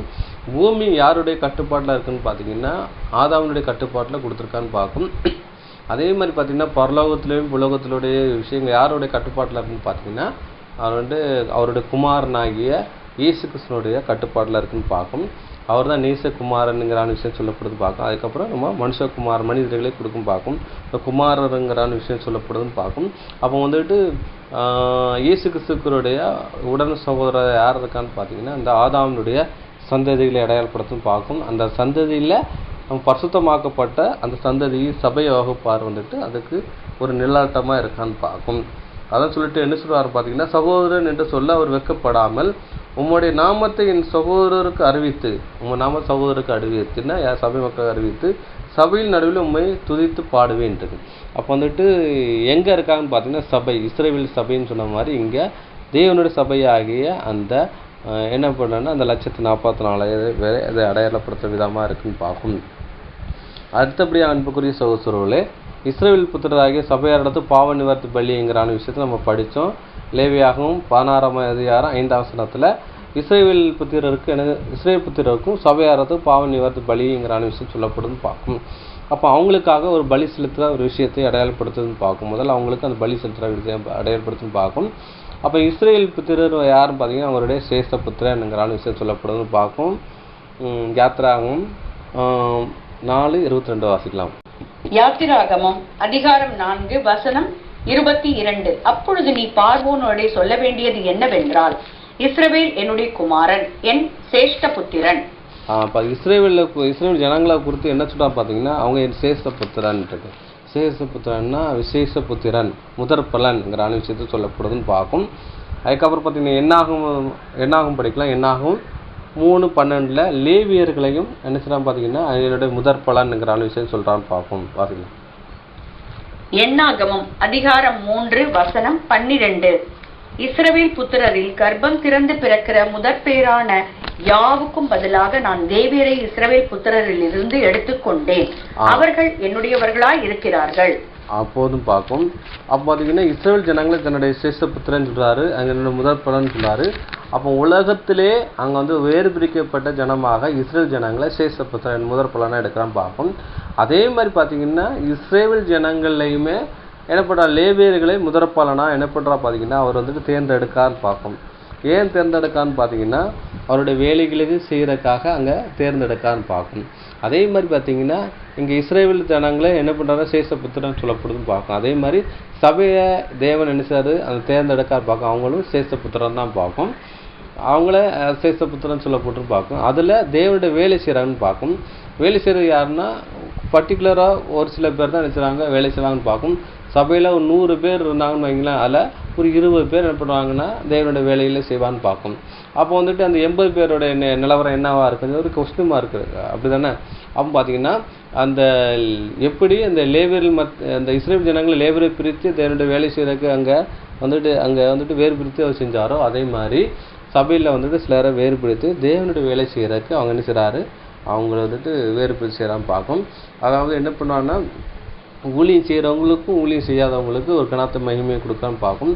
அப்போ யாரெல்லாம் தேவனுடைய வேலையை செய்கிறாங்களோ அவங்கள தேவன் கணப்படுத்தி அவங்கள ஒரு ஸ்தானத்தில் அவர் கொண்டு போய் நிப்பாட்டுவான்னு பார்க்கும். அதான் ஒரு வேறு பிரிக்கிற விஷயத்தை அடையாளப்படுத்துன்னு பார்க்கும். இது நமக்கு என்னவா நிலாட்டமாக இருக்குங்கிற விஷயத்தை நம்ம படிக்க போகிறோம். யாக்கோபு 1:18 வசனங்களை வாசிக்கலாம். யாக்கோபு எழுதின நிருபம் அதிகாரம் 1 வசனம் 18. அவர் சித்தம் கொண்டு தம்முடைய சிருஷ்டிகளில் நாம் முதற் பலன்களாவதற்கு நம்மை சத்திய வசனத்தினாலே ஜெனிப்பித்தார். அப்போ பார்த்தீங்கன்னா அவர் என்ன சொல்கிறா பார்த்தீங்கன்னா, நம்ம வந்துட்டு நம்மளை முதற் பேரான இது பண்ணுறதுக்கு என்ன பண்ணுறா பார்த்தீங்கன்னா, அவர் சித்தம் கொண்டு தம்முடைய சிருஷ்டிகளில் நாம் முதற் பலன் ஆகும்படி நம்ம சத்திய வசனம் தான் ஜெனிப்பித்தான்னு இருக்கு. அப்போ பார்த்து இஸ்ரேல் ஜனங்களில் அந்த ஹோல் அந்த வேர்ல்டில் இருந்து இஸ்ரேல் ஜனங்களை தன்னுடைய சிரேஷ்ட புத்திரன் முதற் பலனாக தேவன் தேர்ந்தெடுத்தார் பார்க்கும். அதுக்கப்புறம் அந்த இஸ்ரேல் ஜனங்களையும் தனக்கு முதற் பலனாக லேவியர்களை தேர்ந்தெடுத்தான்னு பார்க்கும். அந்த 12 கோத்திரத்தில் ஒரு கோத்திரத்தை தேவனுடைய வேலைக்காக அந்த பிரித்தெடுக்கான்னு பார்க்கும். அதே மாதிரி இங்கே என்ன சொல்கிறாருன்னா அந்த ஹோல் அந்த வேர்ல்டில் என்ன பண்ணுற பார்த்தீங்கன்னா நம்மளை கூட வேறு பிரிக்கான்னு பார்க்கும். அவர் சித்தம் கொண்டு தம்முடைய சிருஷ்டிகளில் நாம் முதற் பலனாகும்படி நம்ம சத்திய வசனத்தில் ஜெனிப்பித்தார்னா உருவாக்கினான் இருக்கும். அப்போ சத்திய வசனத்தினால என்ன பண்ண பார்த்தீங்கன்னா ஜெனிப்பிக்கிற விஷயம்னா புதிய சிருஷ்டியாக உருவாக்குற விஷயத்தை இங்கே அடையாளப்படுத்துகிற விதமாக இருக்குன்னு பார்க்கும். அதுக்கப்புறம் பார்த்தீங்கன்னா அப்போஸ்தலர் நடபடிகள் 20-28 வாசிக்க. அப்போஸ்தலருடைய நடபடிகள் அதிகாரம் 20 வசனம் 28. ஆகையால் உங்களை குறித்தும் தேவன் தம்முடைய சுய இரத்தத்தினாலே சம்பாதித்துக் கொண்ட தமது சபையை மேய்ப்பதற்கு பரிசுத்த ஆவி உங்களை கண்காணிகளாக வைத்த மந்தை முழுவதையும் குறித்தும் எச்சரிக்கையாயிருங்கள். அப்போதும் பார்க்கும். அந்த லேவியாகமும் 16ஆம் அதிகாரம் 5ஆம் வசனத்தில் இஸ்ரேல் புத்திரருக்கும் சபையர் இடத்துக்கு தான் அங்கே பாவ நிவர்த்தி பண்ணி வச்சிருக்குன்னு பண்ணாங்கன்னு பார்க்கும். அது அந்த பாவ நிவர்த்தி பண்ணுறதுக்காக அந்த வெள்ளாட்டு கடாவும் அங்கே வந்துக்கிட்டு காளையினுடைய பலியும் அங்கே செலுத்தப்பட்டுச்சுன்னு பார்க்கும். இந்த காளையும் பலியும் இந்த வெள்ளாட்டு பலியும் யாருக்கு நிலட்டமாக இருக்குன்னா நம்ம ஆண்டவராகிய இயேசு கிறிஸ்துவுக்கு நிலட்டமாக இருக்குன்னு பார்க்கும். அது ஒரு பாவ நிவர்த்தி பலியை அடையாளப்படுத்துன்னு பார்க்கும். இது எதற்கு நிலாட்டமாக இருக்குன்னு பார்த்தீங்கன்னா இந்த இஸ்ரேல் ஜனங்களையும் அந்த வந்துக்கிட்டு சபையாருக்கு யாரை அடையாளப்படுத்துன்னா நம்ம பரிசுத்த ஜனமாகிய நம்மளை அடையாளப்படுத்துன்னு பார்க்கும். அதுதான் அங்கே சொல்லப்படுதுன்னு பார்க்கும்.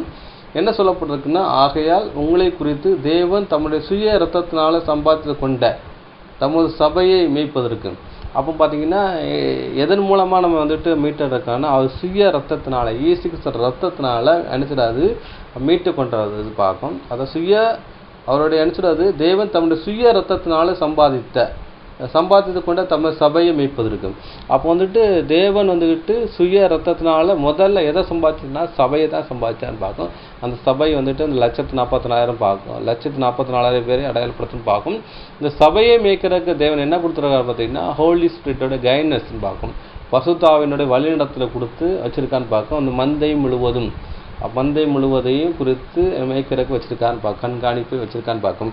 அப்போ அந்த கண்காணிப்புங்கிறது என்னென்னா பேசுகிற இணைய முகத்தை பார்க்கக்கூடாது, என்னை வழிநடத்துகிற அந்த ஹோலி ஸ்பிரிட் கைடன்ஸ் தான் எனக்கு கண்காணிப்பு இது சொல்லப்படும் பார்க்கும். அதுதான் ஒரு விஷயத்தை அடையாளப்படுத்த விதமாக இருக்கு பார்க்கும்.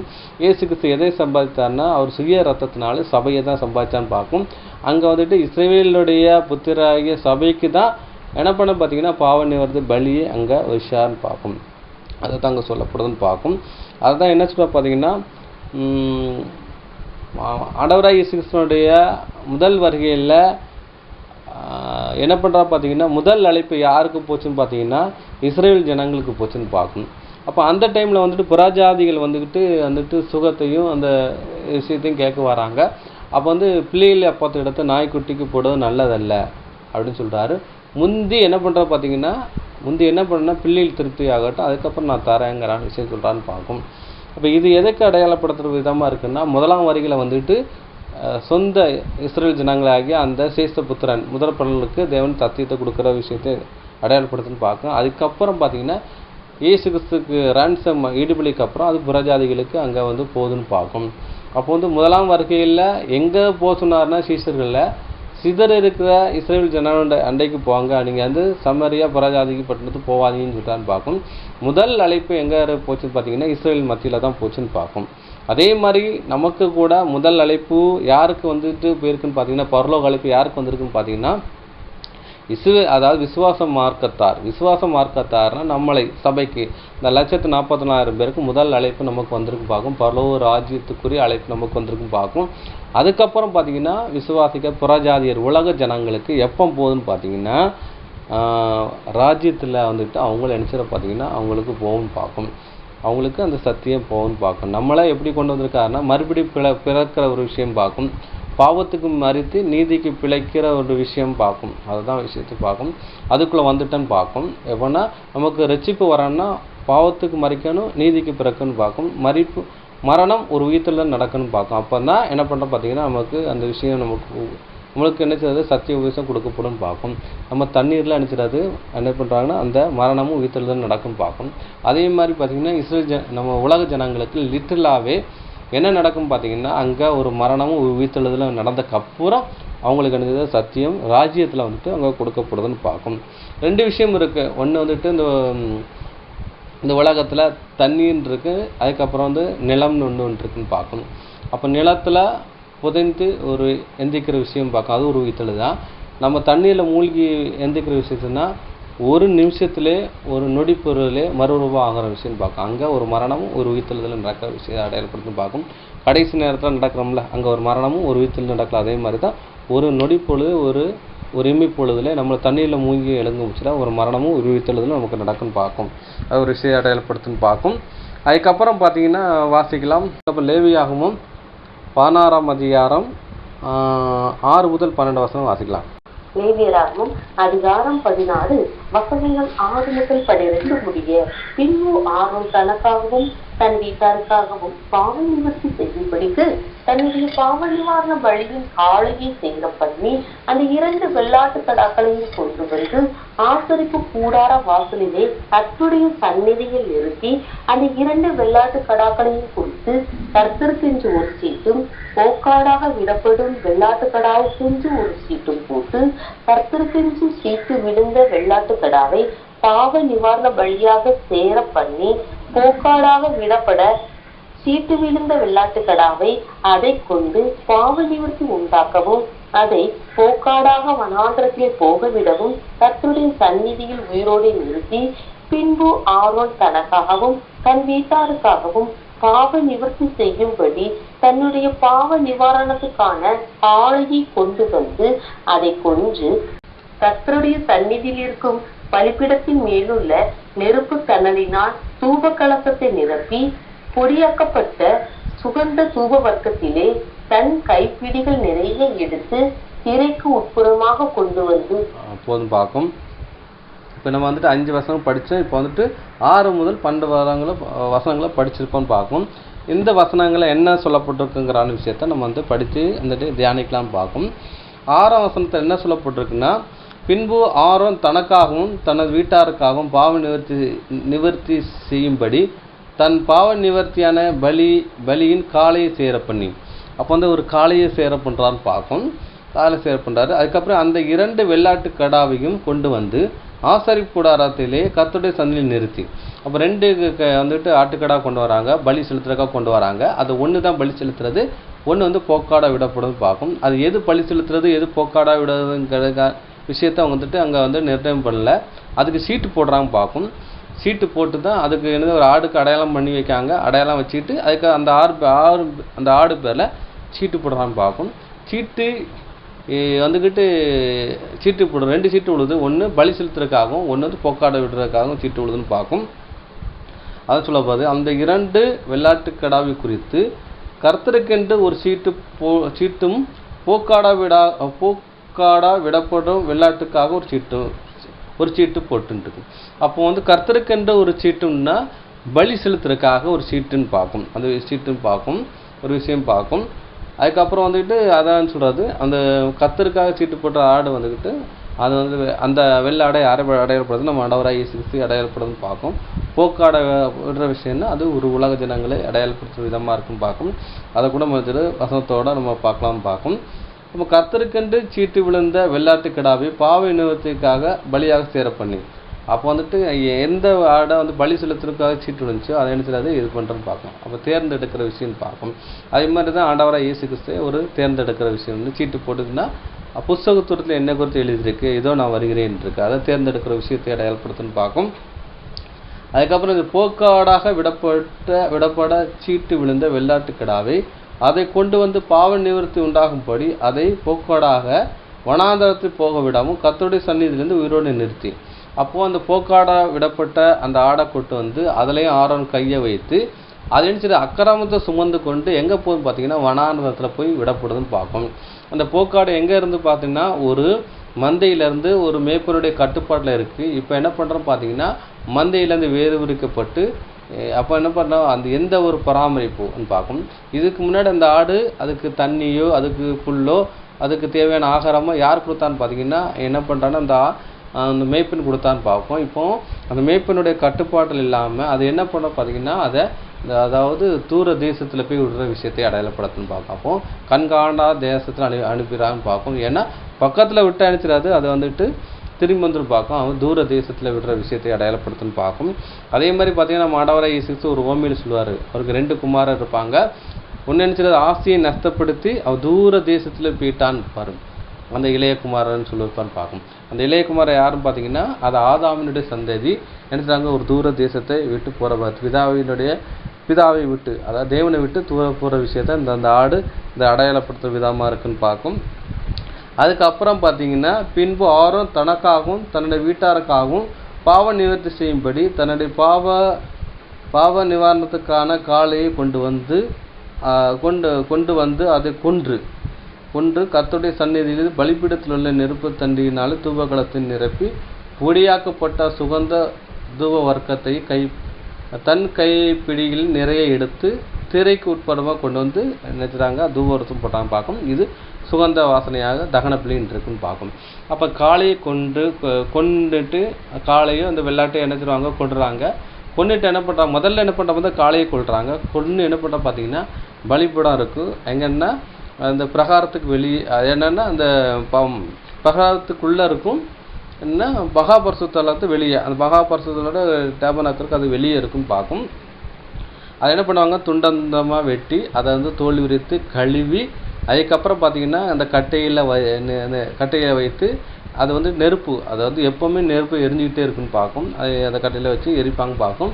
இப்போ அந்த மாமிசமும் அந்த கட்டையெல்லாம் எரிஞ்சு இதுக்கப்புறம் அந்த கங்கை என்ன செய்வாங்க எடுத்து அந்த கங்கு அந்த கட்டையில் உள்ள கங்குலாம் எடுத்து அந்த தூப கலசத்தில் போட்டு அதில் வந்துட்டு என்ன போடுவாங்கன்னா தூப வர்க்கங்களை போட்டு என்ன செய்வாங்க பார்த்தீங்கன்னா அந்த தூப பீடத்தில் வந்து இது பண்ண முடிச்சா பார்த்தீங்கன்னா அந்த ஸ்மெல் என்ன போகுன்னு பார்த்தீங்கன்னா அப்படியே திரைக்கு அப்பால் இருக்கிற அந்த கிருபாசனத்தின் அண்டியில் பூவும் பார்க்கும். பூவும் வச்சு பார்த்தீங்கன்னா சுகந்த வாசனை அந்த தேவன் முகர்ந்து பார்ப்பான்னு பார்க்கும். ஒரு விஷயத்தை அடையாளப்படுத்துன்னு பார்க்கும். அப்போ என்னது பார்த்தீங்கன்னா இயேசு கிறிஸ்து அதே மாதிரி அடிக்கப்படுறார், அவர் சரீரம் கிழிக்கப்படுது.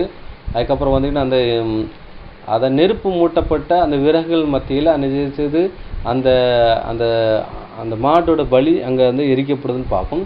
அதே மாதிரி நம்ம ஆண்டவராகிய இயேசு கிறிஸ்து சிலுவை மரத்தில் தன்னுடைய சரீரம் கிழிக்கப்பட்டு அங்கே வந்துட்டு என்ன பண்ணுறாங்கன்னா உபத்திரங்கிறது என்னது, அக்கினியும் என்னது, அக்கினி போல சோதனைன்னு சொல்லி இங்கே 1 பேதுருல 7ஆம் அதிகாரத்தை சொல்லப்பட்டிருக்குல்ல, அது மாதிரி அங்கே அக்கினிங்கிறது சோதனைக்குள்ளே போய் அவர் என்ன செய்யறாருன்னா உயிர் நீத்த விஷயத்தை அடையாளப்படுத்த பார்க்கும். அது சுகந்த வாசனையும் ஜீவபலியாக ஒப்பு கொடுக்குற விஷயம்னு சொல்லி எபேசியரில் சொல்லப்பட்டிருக்கல அந்த விஷயந்தான் இங்கே என்ன பண்ணுறாங்க, அந்த காளையினுடைய பலி அங்கே விஷயத்தை அதை அடையாளப்படுத்துகிற விதமாக இருக்குன்னு பார்க்கும்.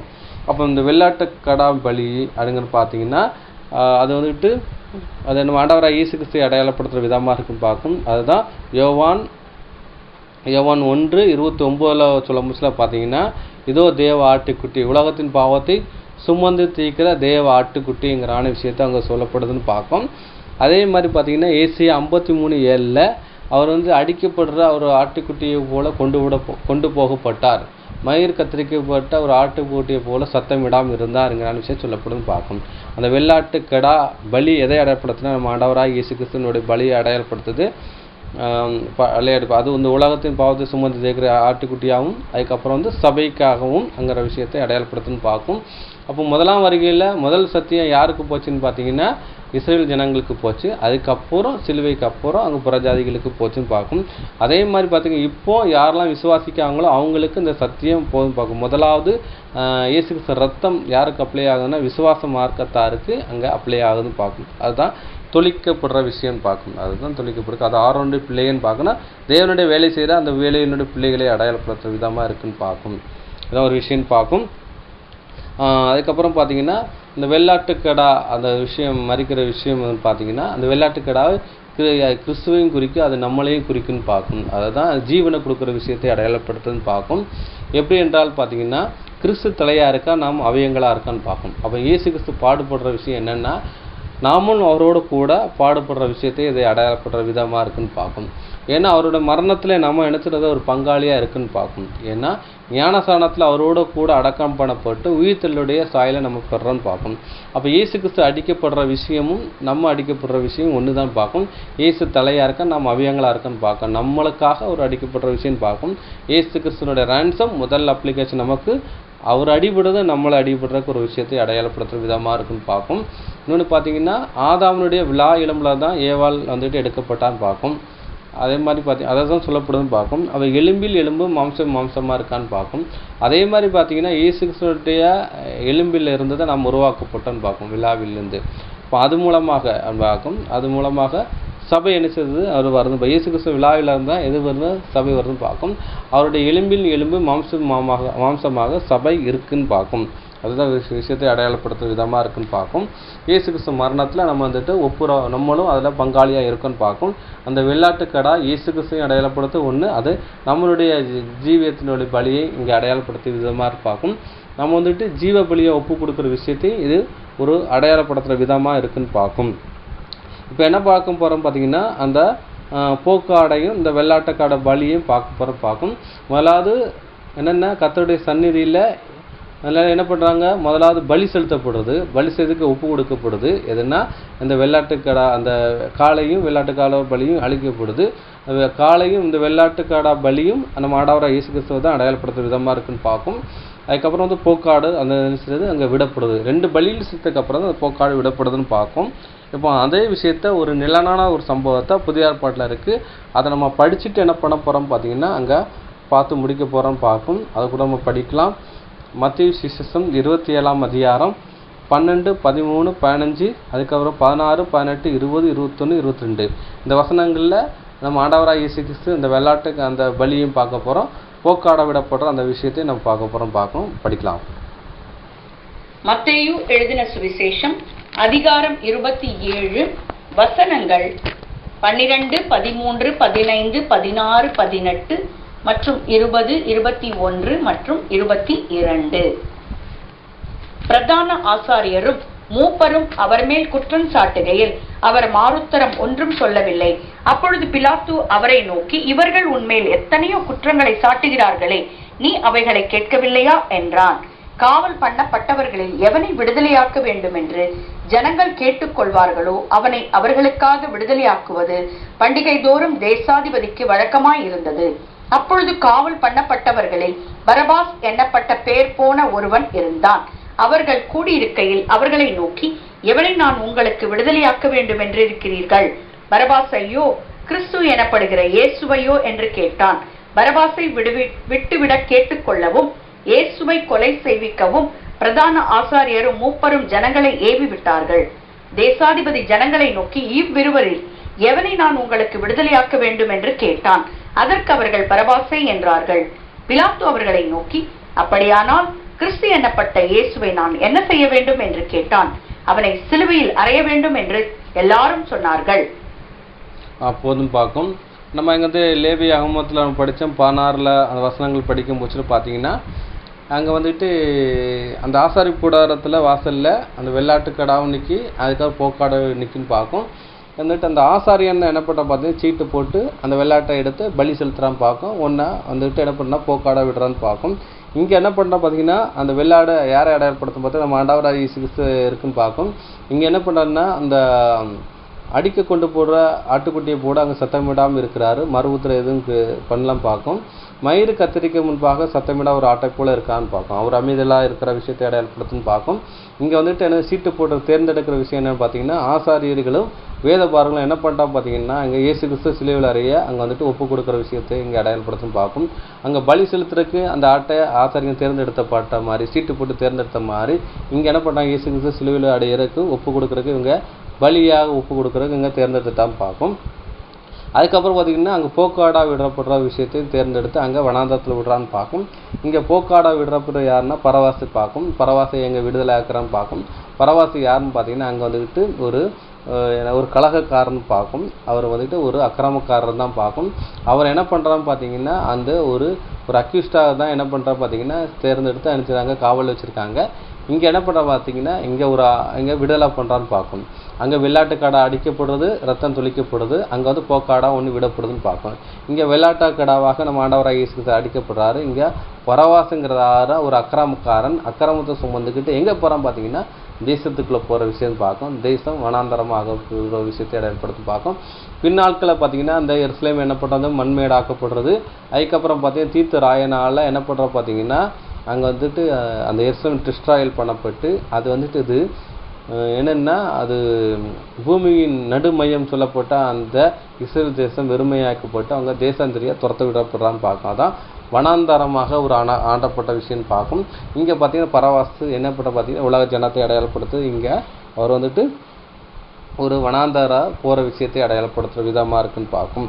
அப்போ பார்த்தீங்கன்னா இங்கே வந்துக்கிட்டு என்ன பண்ணுறோன்னா, பரவாசு யாரை அடையாளப்படுத்துகிற விதமாக இருக்குதுன்னு பார்த்தீங்கன்னா, அங்கே வந்துக்கிட்டு ஆதாமினுடைய சந்ததியை இங்கே ஒரு அடையாளப்படுத்துகிற விதமாக இருக்குதுன்னு பார்க்கும்.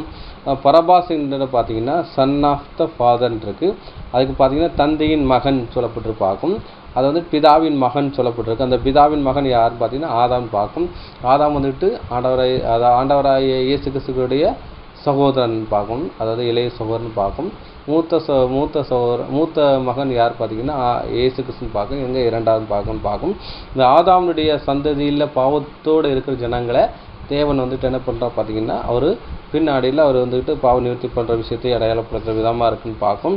ஆதாமுங்கிறதுல உலக ஜனத்தை அடையாளப்படுத்துது. அந்த உலக ஜனத்துக்கு தேவன் ஒரு பாவ நிவர்த்தி பலியை அங்கே ஒரு விஷயம் பண்ணுறான்னு பார்க்கும். ஏன்னா பின்னாடி பண்ணுற விஷயம் பார்க்கும்.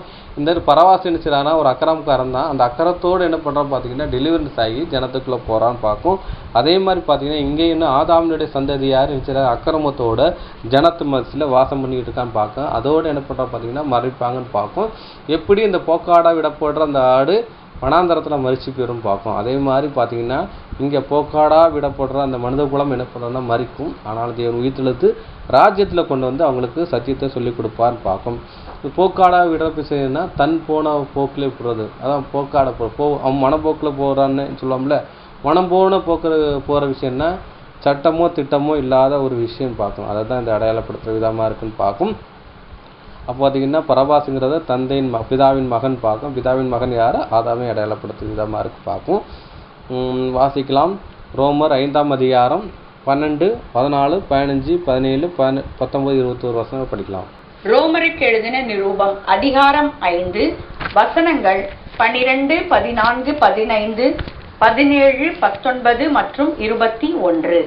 இப்படியாக ஒரே மனுஷனாலே பாவமும் பாவத்தினாலே மரணமும் உலகத்திலே பிரவேசித்தது போலவும் எல்லா மனுஷரும் பாவம் செய்தபடியால் மரணம் எல்லாருக்கும் வந்தது போலவும் இதுவும் ஆயிற்று.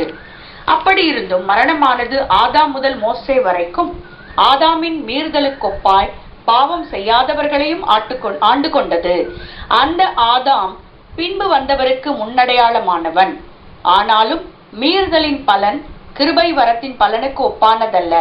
எப்படியெனில் ஒருவனுடைய மீறுதலினாலே அநேகம் மரித்திருக்க, தேவனுடைய கிருபையும் இயேசு கிறிஸ்து என்னும் ஒரே மனுஷனுடைய கிருபையினாலே வரும் ஈவும் அநேகர் மேல் அதிகமாய் பெருகி இருக்கிறது.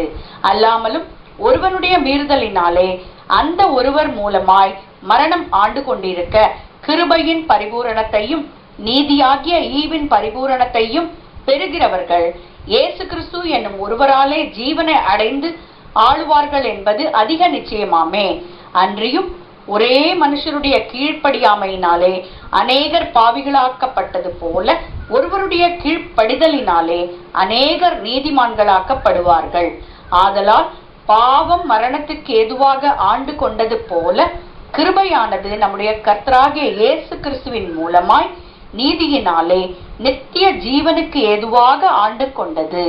போதும் பார்க்கும். இங்க 12ஆம் வசனம் என்ன சொல்ல போனா, இப்படியாக ஒரே மனுஷனாலே பாவமும் பாவத்தினாலே மரணமும் உலகத்தில் பிரவேசித்தது போல எல்லா மனுஷரும் பாவம் செய்தபடினால் மரணம் எல்லாருக்கும் வந்தது போல இது ஆயிடுச்சு. அப்போ ஆதாம் மூலமாக கீழ்ப்படியாத மூலமாக பாவம் வந்துச்சுங்கிறான விஷயம் சொல்லப்படுது பார்க்கும். இந்த பரவாசு யாரை அடையாளப்படுத்துறதுன்னா ஆதாமினுடைய சந்ததியை அடையாளப்படுத்த, இது அக்கிரம சுத்தம் கொண்டு மறுக்கிற விஷயத்தை இதை அடையாளப்படுத்துற விதமாக இருக்குன்னு பார்க்கும். 14ஆம் வசனம், அந்தபடி இருந்து மரணமானது ஆதாம் முதல் மோசே வரைக்கும் ஆதாமின் மீறுதலுக்கு ஒப்பான பாவம் செய்தவர்களை ஆண்டு கொண்டது. அந்த ஆதாமும் பின்பு வந்தவனுக்கு முன் அடையாளமானவன் சொல்லப்பட்டிருக்கு. இவன் பார்த்தீங்கன்னா ஒரு ஆதாம் வந்துட்டு கீழ்ப்படியாமனால பாவத்துக்குள்ளே போயிட்டார். 2ஆம் ஆதாம் நம்ம அவரை கீழ்ப்படிந்து என்ன பண்ணுறோம் பார்த்தீங்கன்னா ஜீவனுக்குள்ளே பிரவேசிக்கிறவருக்கு கொண்டு போகிறான்னு பார்க்கும். இப்போ என்ன சொல்கிறோன்னா, அந்தபடி மரணமானது ஆதாம் முதல் மோசே வரைக்கும் ஆதாம் மீறுதலுக்கு ஒப்பான பாவங்கள் செய்தவர்களை ஆண்டு கொண்டதுன்றது. இப்போ ஆதாம்ல மோசை வரைக்குமா அப்படின்னு பார்த்தீங்கன்னா இன்ன வரைக்கும் இருக்குல்ல. ஏன் அந்த மோசை வரைக்கும் என்று சொல்லப்படுதுன்னு பார்த்தீங்கன்னா, மோசை என்னன்னு பார்த்தீங்கன்னா, மோசைங்கிறது என்ன, நியாயப்பிரமாணத்தில் என்ன வந்துருச்சு பார்த்தீங்கன்னா, பாவத்துக்கு பரிகாரமாக பலியை காணிக்க ஒரு விஷயத்தை வந்துச்சுன்னு பார்க்கும். அது என்ன பண்ணுற பார்த்தீங்கன்னா அவங்களுக்கு அதை நிவர்த்தி பண்ணுற விதமாக இருந்துச்சுன்னு பார்க்கும். அதான் அங்கே சொல்லப்படும். அதுக்கு ஒரு பிராயச்சித்தம் வந்துச்சுன்னு பார்க்கும். அது வந்துட்டு என்ன செய்யறது பார்த்தீங்கன்னா, அவங்க வந்து அது அவங்களுக்கு பூர்ணப்படுத்தலை. ஆனால் இயேசு கிறிஸ்துவனுடைய ரத்தத்தின் மூலமாக தான் நம்மளுக்கு வந்து பூர்ணப்படுத்துகிற விதமாக இருக்குன்னு பார்க்கும். அதை தான் சொல்லாது. ஆனாலும் மீறுதலின் பலன் கிருபை வரத்தின் பலனுக்கு ஒப்பாத அல்ல. எப்படி என்றால், ஒருவனுடைய மீறுதனாலே அநேக மரித்திருக்க, தேவனுடைய கிருபையும் இயேசு கிறிஸ்து என்ற ஒரே மனுஷனுடைய கிருபையும் வரும் ஈவும் அநேகர் மேல் அதிகமாக பெருகிச்சு என்றுங்க. அப்போ இயேசு கிறிஸ்துவனுடைய அந்த ஈவும் வந்தனால என்ன செய்வது பார்த்தீங்கன்னா, இயேசு ரத்தத்தின் வந்த அந்த காரியத்தினால என்ன செய்யாது ஈவாக நமக்கு என்ன செய்றாரு பார்த்தீங்கன்னா, நமக்கு ஒரு ரட்சிப்பை அவர் கொடுத்துருக்கான்னு பார்க்கும். அதுக்கப்புறம் பார்த்தீங்கன்னா 17ஆம் வசனத்தை சொல்லப்பட்டிருக்கு.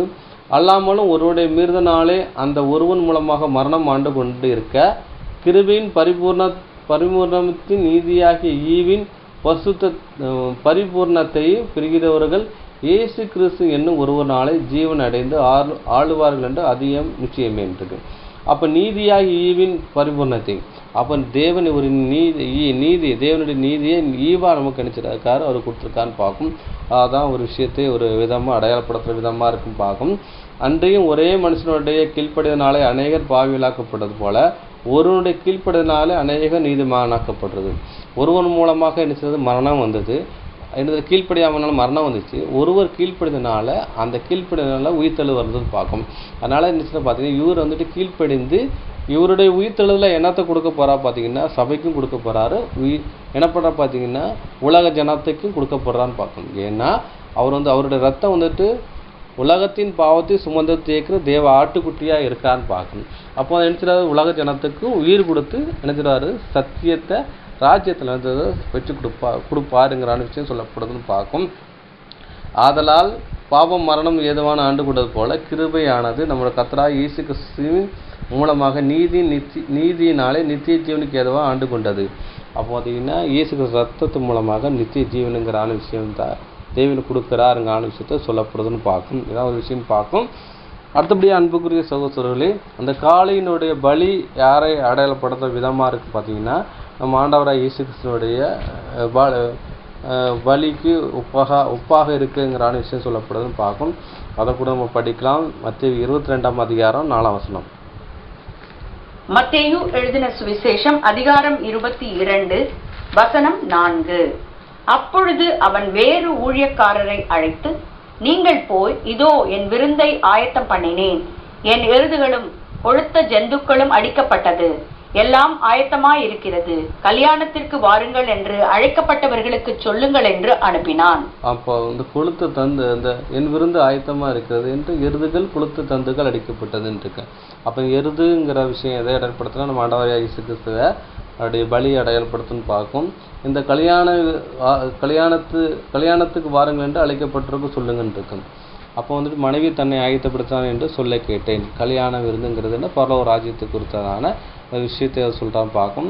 அதே மாதிரி ஏசியாவிலையும் அந்த என்ன பண்ண பார்த்தீங்கன்னா அந்த ஒரு விருந்தை குறித்து நம்ம வச்சுட்டு போன பாடத்தில் அந்த எருதை குறித்து நம்ம நினச்சிட்டு பார்த்து முடித்தோம் பார்க்கும்.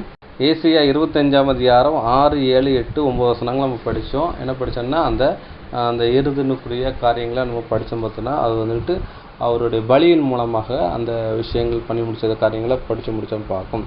அதுக்கப்புறம் பார்த்தீங்கன்னா இந்த காளை வெள்ளாட்டக்கடா பலி வந்துட்டு நம்ம ஆண்டவராகிய இயேசு கிறிஸ்துனுடைய பலிக்கு ஒத்து இருக்கிறதுங்கான விஷயம் சொல்லப்படுதுன்னு பார்க்கும். அதை கூட படிக்கலாம். எபிரேயர் 9ஆம் அதிகாரம் 12, அதுக்கப்புறம் 12 முதல் 15 வசனங்கள் படிக்கலாம். எபிரேயருக்கு எழுதின நிருபம் அதிகாரம் 9 வசனங்கள் 12 முதல் 15 வரை. வெள்ளாட்டுக்கடா, இளங்காளை இவைகளுடைய இரத்தத்தினாலே அல்ல, தம்முடைய சொந்த இரத்தத்தினாலும் ஒரே தரம் மகா பரிசுத்த ஸ்தலத்தில் பிரவேசித்து நித்திய மீட்பை உண்டு பண்ணினார். அதெப்படி எனில், காளை, வெள்ளாட்டுக்கடா இவைகளின் இரத்தமும் தீட்டுப்பட்டவர்கள் மேல் தெளிக்கப்பட்ட கடாரியின் சாம்பலும் சரீர சுத்தி உண்டாகும்படி பரிசுத்தம் படுத்துமானால், நித்திய ஆவியினாலே தம்மைத்தாமே பழுதற்ற பலியாக தேவனுக்கு ஒப்பு கொடுத்த கிறிஸ்துவினுடைய இரத்தம் ஜீவனுள்ள தேவனுக்கு ஊழியம் செய்வதற்கு உங்கள் மனசாட்சியை செத்த கிரியைகளார சுத்திகரிப்பது எவ்வளவு நிச்சயம். ஆகையால் முதலாம் உடன்படிக்கையின் காலத்திலே நடந்த அக்கிரமங்களை நிவர்த்தி செய்யும் பொருட்டு அவர் மரணமடைந்து அழைக்கப்பட்டவர்கள் வாக்குத்தத்தம் பண்ணப்பட்ட நித்திய சுதந்திரத்தை அடைந்து கொள்வதற்காக புது உடன்படிக்கையின் மத்தியஸ்தராய் இருக்கிறார். போதும் பார்க்கும். அப்போ வந்துட்டு பழைய ஏற்பாட்டில் செய்த அந்த வெள்ளாட்டுக்கடா, இளங்காளை, அதுக்கப்புறம் அது இவ்வளோ ரத்தம் அல்ல, அந்த ரத்தத்தினால வந்துட்டு பரிசுத்தமாக்கப்படலை. அந்த பழைய ஏற்பாடு நடந்த விஷயங்கள் எல்லாமே என்ன பண்ணுற பார்த்தீங்கன்னா அது வந்து ஒரு நிழலான ஒரு காரியமாக நடந்துச்சு பார்க்கும். அது என்ன சொல்வார், அது நிழலாக இருந்துச்சு. வெள்ளாட்டுக்கடா, இளங்காளை இவ்வளோ ரத்தத்தினால் அல்ல, தம்முடைய சொந்த இரத்தத்தினாலும் ஒரே தரம் மகா பரிசுத்த ஸ்தலத்தில் பிரவேசித்து நித்திய மீட்பை உண்டு பண்ணினார் அங்கே விஷயம் சொல்லப்படுது பார்க்கும். அது எப்படி வேண்டில், காளை, வெள்ளாட்டுக்கடா இவைகளின் ரத்தம் தீட்டுப்பட்டவர் மேல் தெளிக்கப்பட்ட கடாரி சாம்பலும் சுத்திகரிக்க உண்டாகும்படி பரிசுத்தமானால். அப்போ வந்துட்டு பார்த்தீங்கன்னா அந்த வெள்ளாட்டையும் அந்த அடிக்கப்படுது. அதே மாதிரி பார்த்தீங்கன்னா காளை அடிக்கப்படுது. அந்த ரத்தத்தை வந்துட்டு 7 தரம் என்ன பண்ணுறா பார்த்தீங்கன்னா அதில் வந்துட்டு கிருபாசனத்தை தெளிக்கப்படுற விஷயத்தை சொல்லப்படுதுன்னு பார்க்கும். அதுதான் இங்கே சொல்லப்படுது. நித்திய ஆவினாலே தாமே பழுதற்ற பலியாகவும் தேவனுக்கு ஒப்பு கொடுத்த கிறிஸ்துவனுடைய இரத்தம் ஜீவனுள்ள தேவனுக்கு ஊழியம் செய்வதற்கும் உங்கள் மனசாட்சியை செத்த கிரியை சுத்திகரிப்பு எவ்வளவு நிச்சயமாயிட்டு. அப்போ பார்த்தீங்கன்னா அங்கே ஆரோனுடைய குமாரர்கள் அவங்க வந்துட்டு ஊழியம் செய்கிறாங்க. அவங்க பார்த்தீங்கன்னா கிருபாசன தண்டையில் ஊழியம் செய்யும் போச்சில் அவங்க சாகாதபடி தான் அங்கே என்ன பண்ணுற பார்த்தீங்கன்னா அந்த ஆடு அந்த காளை அடிக்கப்படும், பாவ நிவர்த்திக்காக அடிக்கப்படுதுன்னு பார்க்கணும். அதே மாதிரி இந்த புதிய ஏற்பாட்டில் நம்ம வந்துக்கிட்டு பரிசுத்தமான ஒரு ஊழியம் செய்யணும்னா அங்கே என்ன பண்ணுறது பார்த்தீங்கன்னா பயப்படாமல் கிருபாசன தண்டியில் வரணும்னா இயேசு கிறிஸ்து வரணும்னா அவங்க ரத்தம் தெளிக்கப்படணும்னு பார்க்கும். ஏன்னா ஊழியம் செய்யும் போது நம்ம சாகக்கூடாதுல்ல, 2ஆம் மரணத்துக்கு போகக்கூடாதுல்ல. அப்போ என்ன பண்ணுறா பார்த்தீங்கன்னா அங்கே இயேசு கிறிஸ்து ரத்தம் தெளிக்கப்படுறதுனால நம்ம நினச்சது புதிய உடன்படிக்கையின் ஊழியக்காரராக தேவன் வச்சிருக்காருன்னு பார்க்கும். அதை சொல்லப்படுறது பார்க்கும். ஆகையா முதலாம் உடன்படிக்கை காலத்தில் நடந்த அக்கிரமத்தை நிவர்த்தி செய்யும் பொருட்டாக அன்றைக்கு போட்டாக அவர் மரணம் அடைந்து அழைக்கப்பட்டவர்களுக்கு வாக்குத்தத்தம் பண்ணப்பட்ட நித்திய சுகரத்தை அடைந்து கொள்வதற்கு புதிய உடன்படிக்கை மத்தியஸ்தரானார் என்கிற விஷயம் சொல்லப்படுது பார்க்கும். அப்போ வந்து இந்த முதல் அந்த காளையும் வெள்ளாட்டு காடாவும் அதை அக்கிரமத்தை நிவர்த்தி பண்ணுற விஷயத்தை இங்கே சொல்லப்படுது பார்க்கும். அது இயேசு கிறிஸ்துவின் ரேண்டமில் இருக்குது. அதுக்கப்புறம் ஒரு போக்கு ஆடாக விடப்படுற ஒரு இது வந்துட்டு வந்து அக்கிரமத்தை சுமந்து கொண்டு போகிற விஷயத்தை அடையாளப்படுத்துன்னு பார்க்கும். அது உலக ஜனத்தை இதை அடையாளப்படுத்துகிற விதமாக இருக்குதுன்னு சொல்லப்படுதுன்னு பார்க்கும். இதுதான் ஒரு விஷயம் சொல்லப்படுதுன்னு பார்க்கும். அடுத்தபடியாக அனுப்பக்கூடிய சூழலை ஒரு விஷயம் இருக்குது. அதுக்கப்புறம் லேவியாகமத்தை படிக்கலாம். லேவியாகமும் 16ஆம் அதிகாரம் 13, 14, 15, 18, 19 வசனங்களை நம்ம படிக்கலாம்னு பார்க்கோம். 14 பின்பு காளையின் இரத்தத்தினால கொஞ்சம் எடுத்து கீழ்ப்புறமாக நின்று தன் விரலினாலே கிருபாசனத்தின் மேல் தெளித்து அந்த இரத்தத்தை கொஞ்சம் எடுத்து கிருபாசனத்துக்கு முன்பாக 7 தரம் தன் விரலினால் தெளிக்க கடவன் அப்படின்னு சொல்லப்படுது. அதுக்கப்புறம் 15 பின்பு ஜனத்தினுடைய பாவ நிவாரண பலியான வெள்ளாட்டு கடாவை அவன் கொன்று அதன் இரத்தத்தை திரைக்கு உட்புறமாக கொண்டு வந்து காளையின் இரத்தத்தை தெளித்தது போல அதன் இரத்தத்தையும் கிருபாசனத்து மேல் அதற்கு முன்பாக தெளித்து, அதுக்கப்புறம் பார்த்தீங்கன்னா 18ஆம் வசனத்தில் போட்டிருக்கு, பின்பு அவன் கர்த்தருடைய சந்நிதியில் இருக்கிற பலிபீட தண்டையில் வந்து அதற்கு பிராயசித்தம் செய்து காளையின் இரத்தத்திலும் வெள்ளாட்டு கடாவின் இரத்தத்திலும் கொஞ்சம் எடுத்து பலிபீடத்து கொம்பின் மேல் பூசி. அப்போ பலிபீடம்னா அந்த எரிக்கிற தகன பலி இருக்குது, அதிலோட கொம்பு 4 கொம்பு இருக்கும், அதில் நினைக்கிறது அதை வந்துட்டு தேய்க்கிற விஷயத்தை இதை அடையாளப்படுத்துன்னு பார்க்கணும். அப்போ வந்துட்டு அந்த மிருகங்கள் அடிக்கப்படுறது, காளை அந்த வெள்ளாட்டு காளை அடிக்கப்படுது, அதை வந்துட்டு ரத்தத்தை எடுத்து தெளிக்கப்படுறது, 7 தரம் தெளிக்கப்படுறதுன்னு பார்க்கும். அந்த 7 தரம் தெளிக்கப்படுற விஷயம் என்னன்னு பார்த்தீங்கன்னா, அதுக்கிட்ட 7 சபையின் காலத்திலையும் அனுப்பட பார்த்தீங்கன்னா இயேசு கிறிஸ்து ரேன்சம் ஈடுபலி சபை மக்களுக்கு அந்த அப்ளிக்கல் ஆகும் போடுறதுன்னு சொல்லப்படுதுன்னு பார்க்கும். அதான் விஷயம் சொல்லப்படுதுன்னு பார்க்கும், தெளிக்கப்படுற விஷயம்னு பார்க்கும். அப்போ 7 தரங்கிறது ஒரு மன்னிப்பை எங்களுக்கு ஒரு அடையாளப்படுத்துகிற விதமாக இருக்குங்கிற விஷயத்தை சொல்லப்படுதுன்னு பார்க்கும். அதை கூட நம்ம படிக்கலாம். லூக்கா சுவிசேஷம் 17ஆம் அதிகாரம் 4ஆம் வசனம். லூக்கா எழுதின சுவிசேஷம் அதிகாரம் 17 வசனம் 4. அவன் ஒரு நாளில் 7 தரம் உனக்கு விரோதமாய் குற்றம் செய்து 7 தரமும் உம்மிடத்தில் வந்து நான் மனஸ்தாபப்படுகிறேன் என்று சொன்னால் அவனுக்கு மன்னிப்பாயாக என்றார். அப்போ பார்த்தீங்கன்னா இந்த சபையின் காலத்தில் அந்த 7 சபையின் காலம் பீரியட் இருக்கு. இப்போ வந்துக்கிட்டு நமக்குள்ள பாவம் வரும், பலவீன நிமித்தம் ஏதாட்டு பாவங்கள் சிறுகள் செய்வோம், அறிஞ்சு செய்வோம், அறியாமல் செய்வோம். அப்படி செய்யும் போச்சுல நம்ம மனஸ்தாபப்பட்டு தேவனிடத்தில் வந்து வேண்டல் செய்யும் போச்சுல அது மன்னிக்கப்படும். ஒரு நாள் 7 தடவை செஞ்சாலும் அது நீங்கள் மனசாபத்தோடு நீங்கள் கேட்கும் போச்சுல மன்னிக்கப்படும் இருக்கும். அப்போ 7ங்கிறது விஷயம் என்னென்னா பூரணத்தை அடையாளப்படுத்துது. அப்போ மன்னிப்புங்கிறது பூரணமான ஒரு மன்னிப்பு எதை அடையாளப்படுத்துன்னு பார்க்கும். 7 தரம் இருக்குன்னா பூர்ணமான மன்னிப்பு. அது 7 சபை காலத்துலையும் இங்கே சொல்லப்படுது பார்க்கும். அவன் ஒரு நாளில் 7 தரம் உனக்கு விரோதமாக குற்றம் செய்து 7 தரம் உன்னிடத்தில் வந்து நான் மனஸ்தாபப்படுகிறேன் என்று சொன்னால் அவனுக்கு மன்னிப்பையாக என்றார். அப்போ வந்துட்டு அப்போ என்ன மன்னிக்கணும், 7 தடவை தப்பு, ஒரு நாள் 7 தடவை தப்பு பண்ணால் மன்னிக்கணும்னு சொல்லி சொன்ன தேவன், நமக்கு சொல்லிக் கொடுத்த தேவன், நம்ம எத்தனை தவறு செய்தாலும் அவர் மன்னிக்கிறதுக்கு தயவுபடுத்தவராக இருக்கார். ஆனால் நம்ம எப்படின்னா துணிகரமாக பாவம் செஞ்சுட்டு இருக்கக்கூடாது. அறியாமல் செய்த தவறுக்காக நம்ம வந்துக்கிட்டு மனசாவப்பட்டு, எப்படி பேதுரு மாதிரி மனசாப்பட்டுறோம், யூதாஸ் மனசாப்பட்டு அழுகுறார்கள், அந்த மாதிரி நம்ம மனசாப்பட்டு அழுதா தேவன் வந்துட்டு நமக்கு இறங்குவாருங்க அனுசு சொல்லப்படுதுன்னு பார்க்கும். அடுத்தபடியாக அன்புக்குரிய சோதரலை அதுக்கப்புறம் தெளிக்கப்படுற விஷயம் சொல்லப்படுது, ரத்தம் தெளிக்கப்படுற விஷயம். அது 1 பேதுரு 1:2 வாசிக்கலாம். பேதுரு எழுதின முதலாம் நிருபம் அதிகாரம் 1 வசனம் 2. பிதாவாகிய தேவனுடைய முன்னறிவிப்பின்படியே ஆவியானவரின் பரிசுத்தமாக்குதலினாலே கீழ்ப்படிதலுக்கும் இயேசு கிறிஸ்துவினுடைய ரத்தம் தெளிக்கப்படுதலுக்கும் தெரிந்து கொள்ளப்பட்ட பரதேசிகளுக்கு எழுதுகிறதாவது கிருபையும் சமாதானமும் உங்களுக்கு பெருக கடவது. போதும் பார்க்கும். அவர் என்ன சொல்றாருன்னா, பிதாவாகிய தேவனுக்கு முன்னறிந்தபடியே அப்படின்னு சொல்லிட்டு ஆவியானவர் பரிசுத்தமாக்குவதனாலே கீழ்ப்படிதலுக்கும் இயேசு கிறிஸ்துனுடைய ரத்தத்தினாலே தெளிக்கப்படுதலுக்கும் தெரிந்து கொள்ளப்பட்ட பிரதேசிக்கு எழுதுவதுன்னு இருக்கேன். அப்போ பார்த்தீங்கன்னா நான் யாருக்கு தான் வந்து ரத்தம் தெளிக்கப்படுதுன்னா கீழ்ப்படிந்தவர்களுக்கு. அப்போ பரிசுத்தாவி பெற்றவர்களுக்கு அப்படின்னு பார்க்கும். ரெண்டாவது சபை மக்களுக்குன்னு பார்க்கும். அந்த இயேசு கிறிஸ்து ரத்தம் யாருக்கு தெரியும்னா நமக்கு தான் தெளிக்கப்பட்டு சபை மக்களுக்கு தெளிக்கப்பட்டிருக்கு. கீழ்ப்படிந்து ஞானஸ்நானம் எடுக்கப்பட்ட தேவனுடைய பிள்ளைகளுக்கு இயேசு கிறிஸ்து ரத்தம் தெளிக்கப்பட்டிருக்குன்னு பார்க்கும்.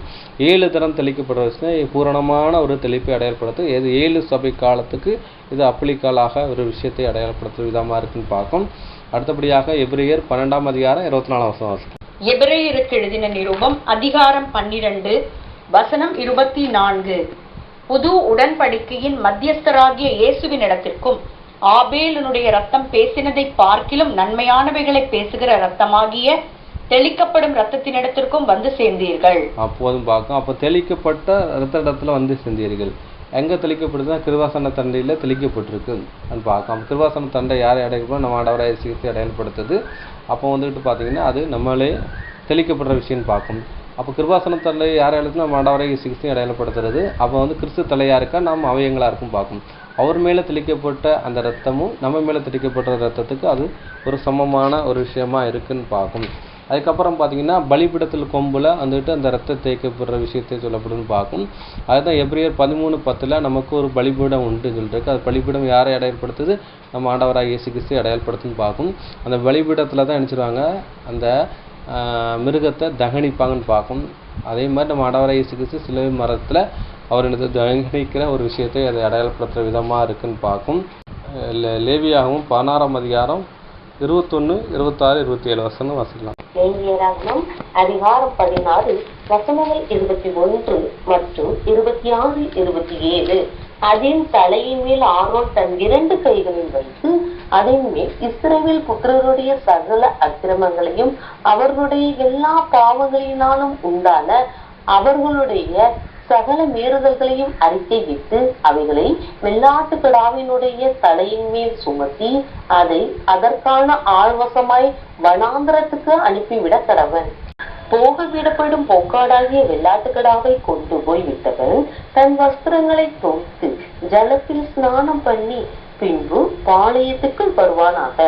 பாவ நிவர்த்திக்கென்று பரிசுத்த ஸ்தலத்துக்குள் இரத்தம் கொண்டு வரப்பட்ட பாவ நிவாரண பலியாகிய காளையையும் பாவ நிவாரண பலியாகிய வெள்ளாட்டு கடாவையும் பாளையத்துக்கு புறம்பே கொண்டு போய் அவைகளின் தோலையும் மாம்சத்தையும் சாணியையும் அக்கினியிலே சுட்டெரிக்க கடவர்கள். அப்போதும் பார்க்கும்.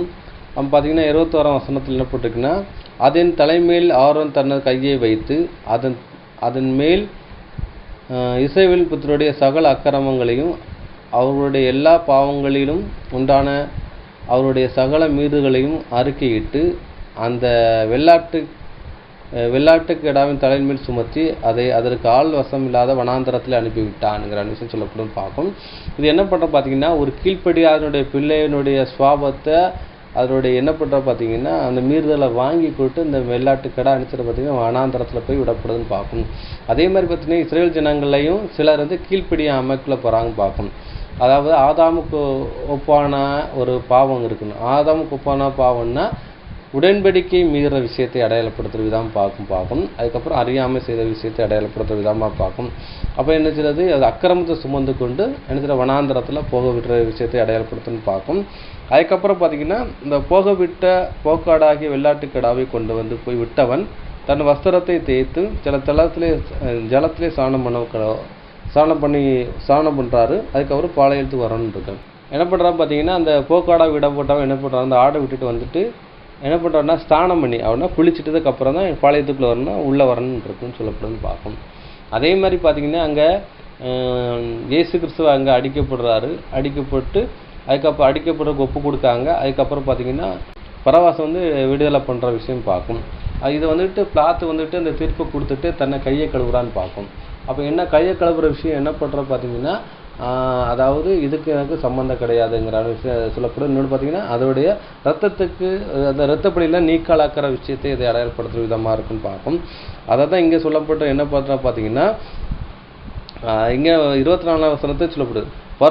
பரிசுத்த இடத்திலே ஜலத்திலே ஸ்நானம் பண்ணி தன் வஸ்திரங்களை உடுத்திக்கொண்டு வெளியே வந்து தன் சர்வாங்க தகனப்பலியையும் ஜனங்களுக்கு சர்வாங்க தகனப்பலி இட்டு தனக்காகவும் ஜனங்களாக பாவம் செய்து கொடுத்ததுக்கப்புறம் அதுக்கப்புறம் என்ன பண்ணுறாங்கன்னா இது வந்து ஸ்நானம் பண்ணுற விஷயம் பார்க்கும்.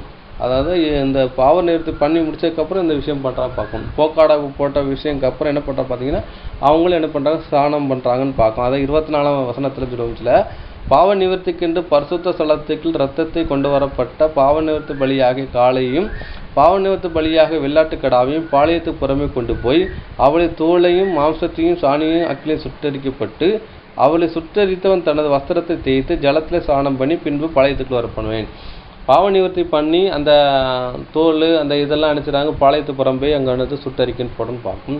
அதுபோல் தான் நம்ம ஆண்டவராக இயேசு கிறிஸ்து என்ன பண்ணுறா பார்த்தீங்கன்னா அவர் பாளையத்து புறம்பே என்ன பண்ணுறா பார்த்தீங்கன்னா பாடுபட்டாருங்கிற விஷயம் சொல்லப்படுதுன்னு பார்க்கும். அப்போ அதுக்கப்புறம் பார்த்தீங்கன்னா வந்துட்டு அதையும் அவன் நினச்சிடாங்க அவனும் ஸ்நானம் பண்ணுன்னு சொல்லப்படுதுன்னு பார்க்கும்.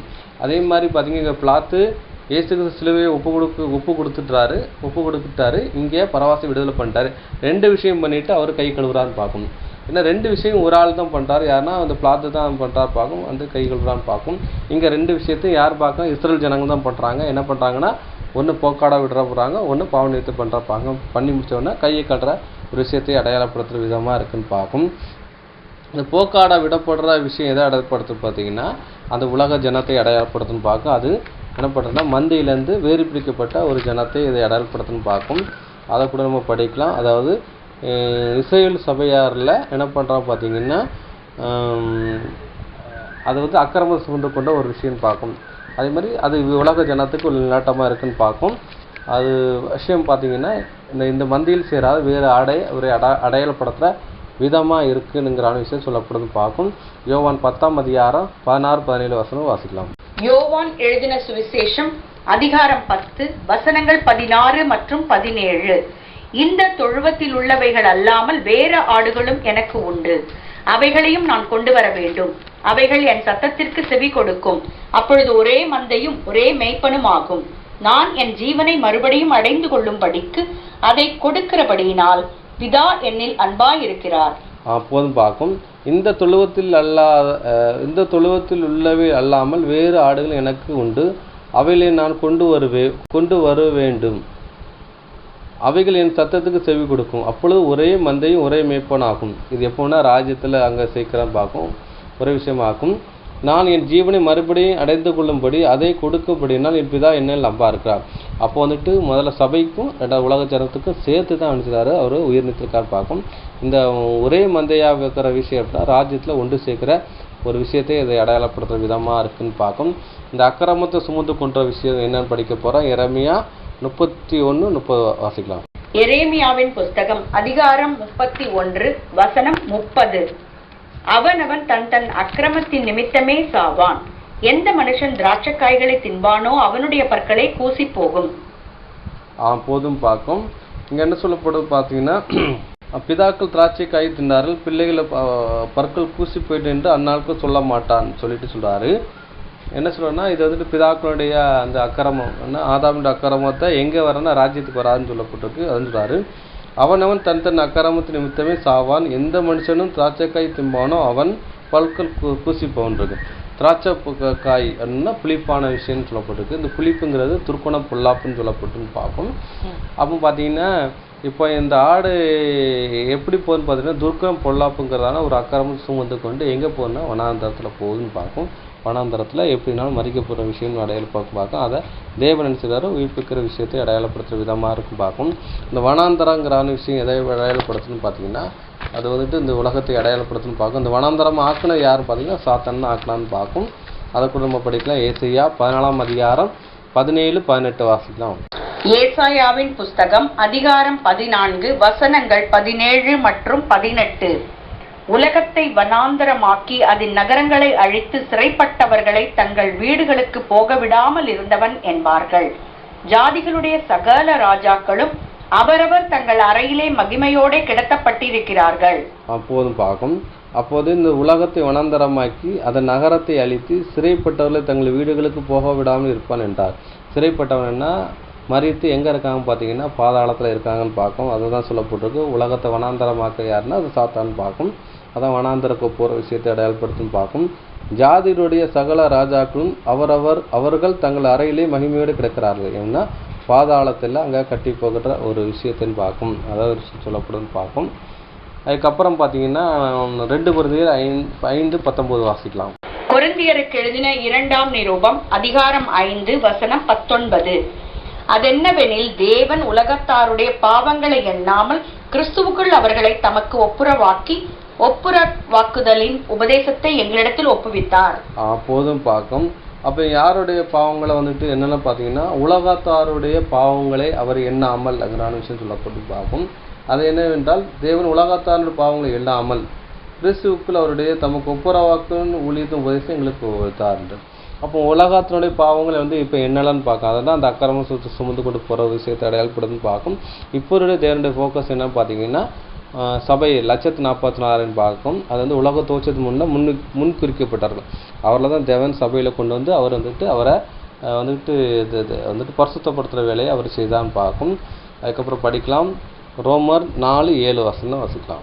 ரோமருக்கு எழுதின நிருபம் அதிகாரம் 4 வசனம் 7. எவர்களுடைய அக்கிரமங்கள் மன்னிக்கப்பட்டதோ, எவர்களுடைய பாவங்கள் மூடப்பட்டதோ, அவர்கள் பாக்கியவான்கள். போதும் பார்க்கும். இங்கே என்ன சொல்லப்பட்டிருக்குன்னா, எவருடைய பாவத்தை எவருடைய அக்கிரம் மன்னிக்கப்பட்டதோ, எவருடைய பாவங்கள் மூடப்பட்டதோ அவன் பாக்கியவான் இருக்கு. அப்போ எவருடைய அக்கிரம் மன்னிக்கப்பட்டதுன்னா சபையினுடைய பாவங்கள் மன்னிக்கப்படுது. ஏன்னா அவங்களுக்கு ரத்தம் செஞ்சு மீட்கிற விஷயம் பார்க்கும். பழைய ஏற்பாட்டில் என்ன பண்ணணும்னா, அந்த பாவத்துக்கு பரிகாரமாக அந்த ப்ராசஸ் செஞ்சு பண்ணிட்டாங்கன்னா அவங்களுடைய இது மன்னிக்கப்பட்டதுங்கிற விஷயம் அங்கே சொல்லப்பட்டுன்னு பார்க்கும். ஆனால் இங்கே என்ன சொல்லப்படுதுன்னா, இங்கே இயேசு கிறிஸ்துவ ரத்தம் அங்கே இப்போ தெளிக்கப்படுறதுனால அங்கே மன்னிப்பு உண்டாகிற விஷயத்தை அறியப்படுதுன்னு பார்க்கும். எவருடைய பாவங்கள் மூடப்படுதோ அவன் பாக்கியவான் இருக்கும். அப்போ உலகத்தினுடைய பாவங்கள் மூடப்படுற விஷயம் பார்க்கும். இந்த ஆடு என்ன பண்ணால் அக்கிரமத்தை சுமந்து கொண்டு போகிற விஷயம் பார்க்கும். அப்போ அவன் பாக்கியவான்னு அவன் உயிர்த்தெழுதலில் கொண்டு போகிற விஷயம் பார்க்கும். முதலாம் உயிர்த்தெழுதலில் பங்குள்ளவன் பரிசுத்தவானும் பாக்கியவான் என்று எழுதுன்னு சொல்லப்பட்டு பார்க்கும். வெளிப்படுத்தல அதை பாக்கியவான் யாருன்னு பார்த்தீங்கன்னா, இந்த உலகத்தினர். பரிசுத்தவான் யார் பார்த்தீங்கன்னா, அந்த மன்னிக்கப்பட்டவங்க ஒரு விஷயத்தை இதை அடையாளப்படுத்தும் விதமாக இருக்கும் பார்க்கும். கடைசியாக ஒரு வசனம் வாசி முடிக்கலாம். மீகா 7, 18, 19, 20 வாசிக்கலாம். மீகா தீர்க்க தரிசன புஸ்தகம் அதிகாரம் 7 வசனங்கள் 18, 19 மற்றும் 20. தமது சுதந்திரத்தில் மீதியானவர்களுடைய அக்கிரமத்தை பொறுத்து மீறுதலை மன்னிக்கிற தேவரீருக்கு ஒப்பான தேவன் யார்? அவர் கிருபை செய்ய விரும்புகிறபடியால் அவர் என்றென்றைக்கும் கோபம் வையார். அவர் திரும்ப நம்மேல் இறங்குவார். நம்முடைய அக்கிரமங்களை அடக்கி நம்முடைய பாவங்களை எல்லாம் சமுத்திரத்தின் ஆழங்களில் போட்டு விடுவார். தேவரீர் பூர்வ நாட்கள் முதல் எங்கள் பிதாக்களுக்கு ஆணையிட்ட சத்தியத்தை யாக்கோபுக்கும் கிருபையை ஆபிரகாமுக்கும் கட்டளையிடுவீராக. போதும் பார்க்கும். பார்த்தீங்கன்னா என்ன சொல்றாரு, தமது சுதந்திரத்தின் மீதியானவர்களை அக்கிரமத்தை பொறுத்து, தமது சுதந்திரத்தில் மீதியானவர்களுடைய அக்கிரமத்தை பொறுத்து. சுதந்திரங்கிறது என்ன விஷயம்னா, எங்கன்னா ராஜ்யத்தில் வர விஷயம் பார்க்க, ராஜ்யத்தை சுதந்திர விஷயத்தை அடையாளப்படுத்தும் பார்க்கும். தமது சுதந்திரத்தை மீதியானவருடைய அக்கிரமத்தை பொறுத்து மீறுதலை மன்னிக்கிற தேவனுக்கு ஒப்பான தேவன் யார்? அவர்களுடைய கிருபை செய்ய விரும்புகிறார் அப்படின்னால் அவர் என்றென்று கோபம் ஐயார். அப்படின்னு அவர் என்ன செய்றாரு, அவர் கோபத்தை மன்னிச்சு விட்டுறான்னு பார்க்கும். அவர் திரும்ப நம்ம மேல் இறங்குவார். நம்முடைய அக்கிரமங்கள்லாம் அடக்கி நம்முடைய பாவங்கள் எல்லாத்தையும் சமுத்திர ஆழத்தில் போடுவார். அப்போ இதுக்கு முன்னாடி செய்த பாவங்களை எல்லாம் தேவன் மன்னித்து மனுஷப்படுறான்னா அதை சமுத்திரத்தை ஆழத்தில் போடுறான்னு பார்க்கும். தேவரே பூர்வ காலத்து முதல் எங்களுடைய பிதாக்களை நாணயிட்ட சத்தியத்தை யாக்கோபுக்கும் கிருபையும் ஆபிரகாமும் கட்டளையிடுவாங்க விஷயம் சொல்லப்படுறது பார்க்கும். இது எங்கே இருக்குன்னு பார்த்தீங்கன்னா, ஆதியாகமம் 22:18 சொல்லப்பட்டிருக்கு. ஆபிரகாம்கிட்ட கொடுக்கப்பட்ட விஷயம்தான், உன் நிமித்தம் பூமியில் சகல ஜாதிகளும் ஆசிரிக்கப்பட்டிருப்பார்கள் என்கிற விஷயம் சொல்லப்படுறது பார்க்கும். அவன் பார்த்தீங்கன்னா அந்த விஷயம் என்னன்னு பார்த்தீங்கன்னா, ராஜ்யத்தை கொண்டு வந்து பூமியில் வம்சம் எல்லாம் அதுக்குள்ளே ஆசிரிக்கப்படுதுன்னு பார்க்கும். அதை தான் அங்கே சொல்லப்படுது. அப்போ இப்போ தேவரே பூர்வ காலம் முதல் எங்களுக்கு பிதாக்கள் ஆணையிட்ட சத்தியத்தை யாக்கோப்புக்கும் இது கிருபையும் ஆபிரகாமும் கட்டளையிடுவார். யாக்கோப்புங்கிறன்னா இஸ்ரவேல் ஜனங்களுக்கு இந்த விஷயத்தை அதை அடையாளப்படுத்துகிற விதமாக அங்கே விஷயம் இருக்குதுன்னு சொல்லப்படுதுன்னு பார்க்கணும். அதனால் அன்புக்குரிய சொப்புகளை இன்றைக்கி என்ன படம் பார்த்தேன்னு பார்த்தீங்கன்னா, போக்காடுங்கிறான ஒரு பாடத்தை பார்த்து முடிச்சேன்னு பார்க்கும். அப்போ பார்த்தீங்கன்னா போக்காடுங்கிறான பாடத்தை ஃபஸ்ட் டைம் இதை கேட்குறவங்க இருந்தீங்கன்னா முதல் 2 பாகத்தை கேட்டுட்டு இந்த 3ஆம் பாகத்தை கேட்டிங்கன்னா அது பிரயோஜனமாக இருக்குன்னு பார்க்கும். இவ்வளோ பொறுமையோடு கேட்டவங்களை தேவன் தாமே ஆசிரிப்பாராக. ஆமென்.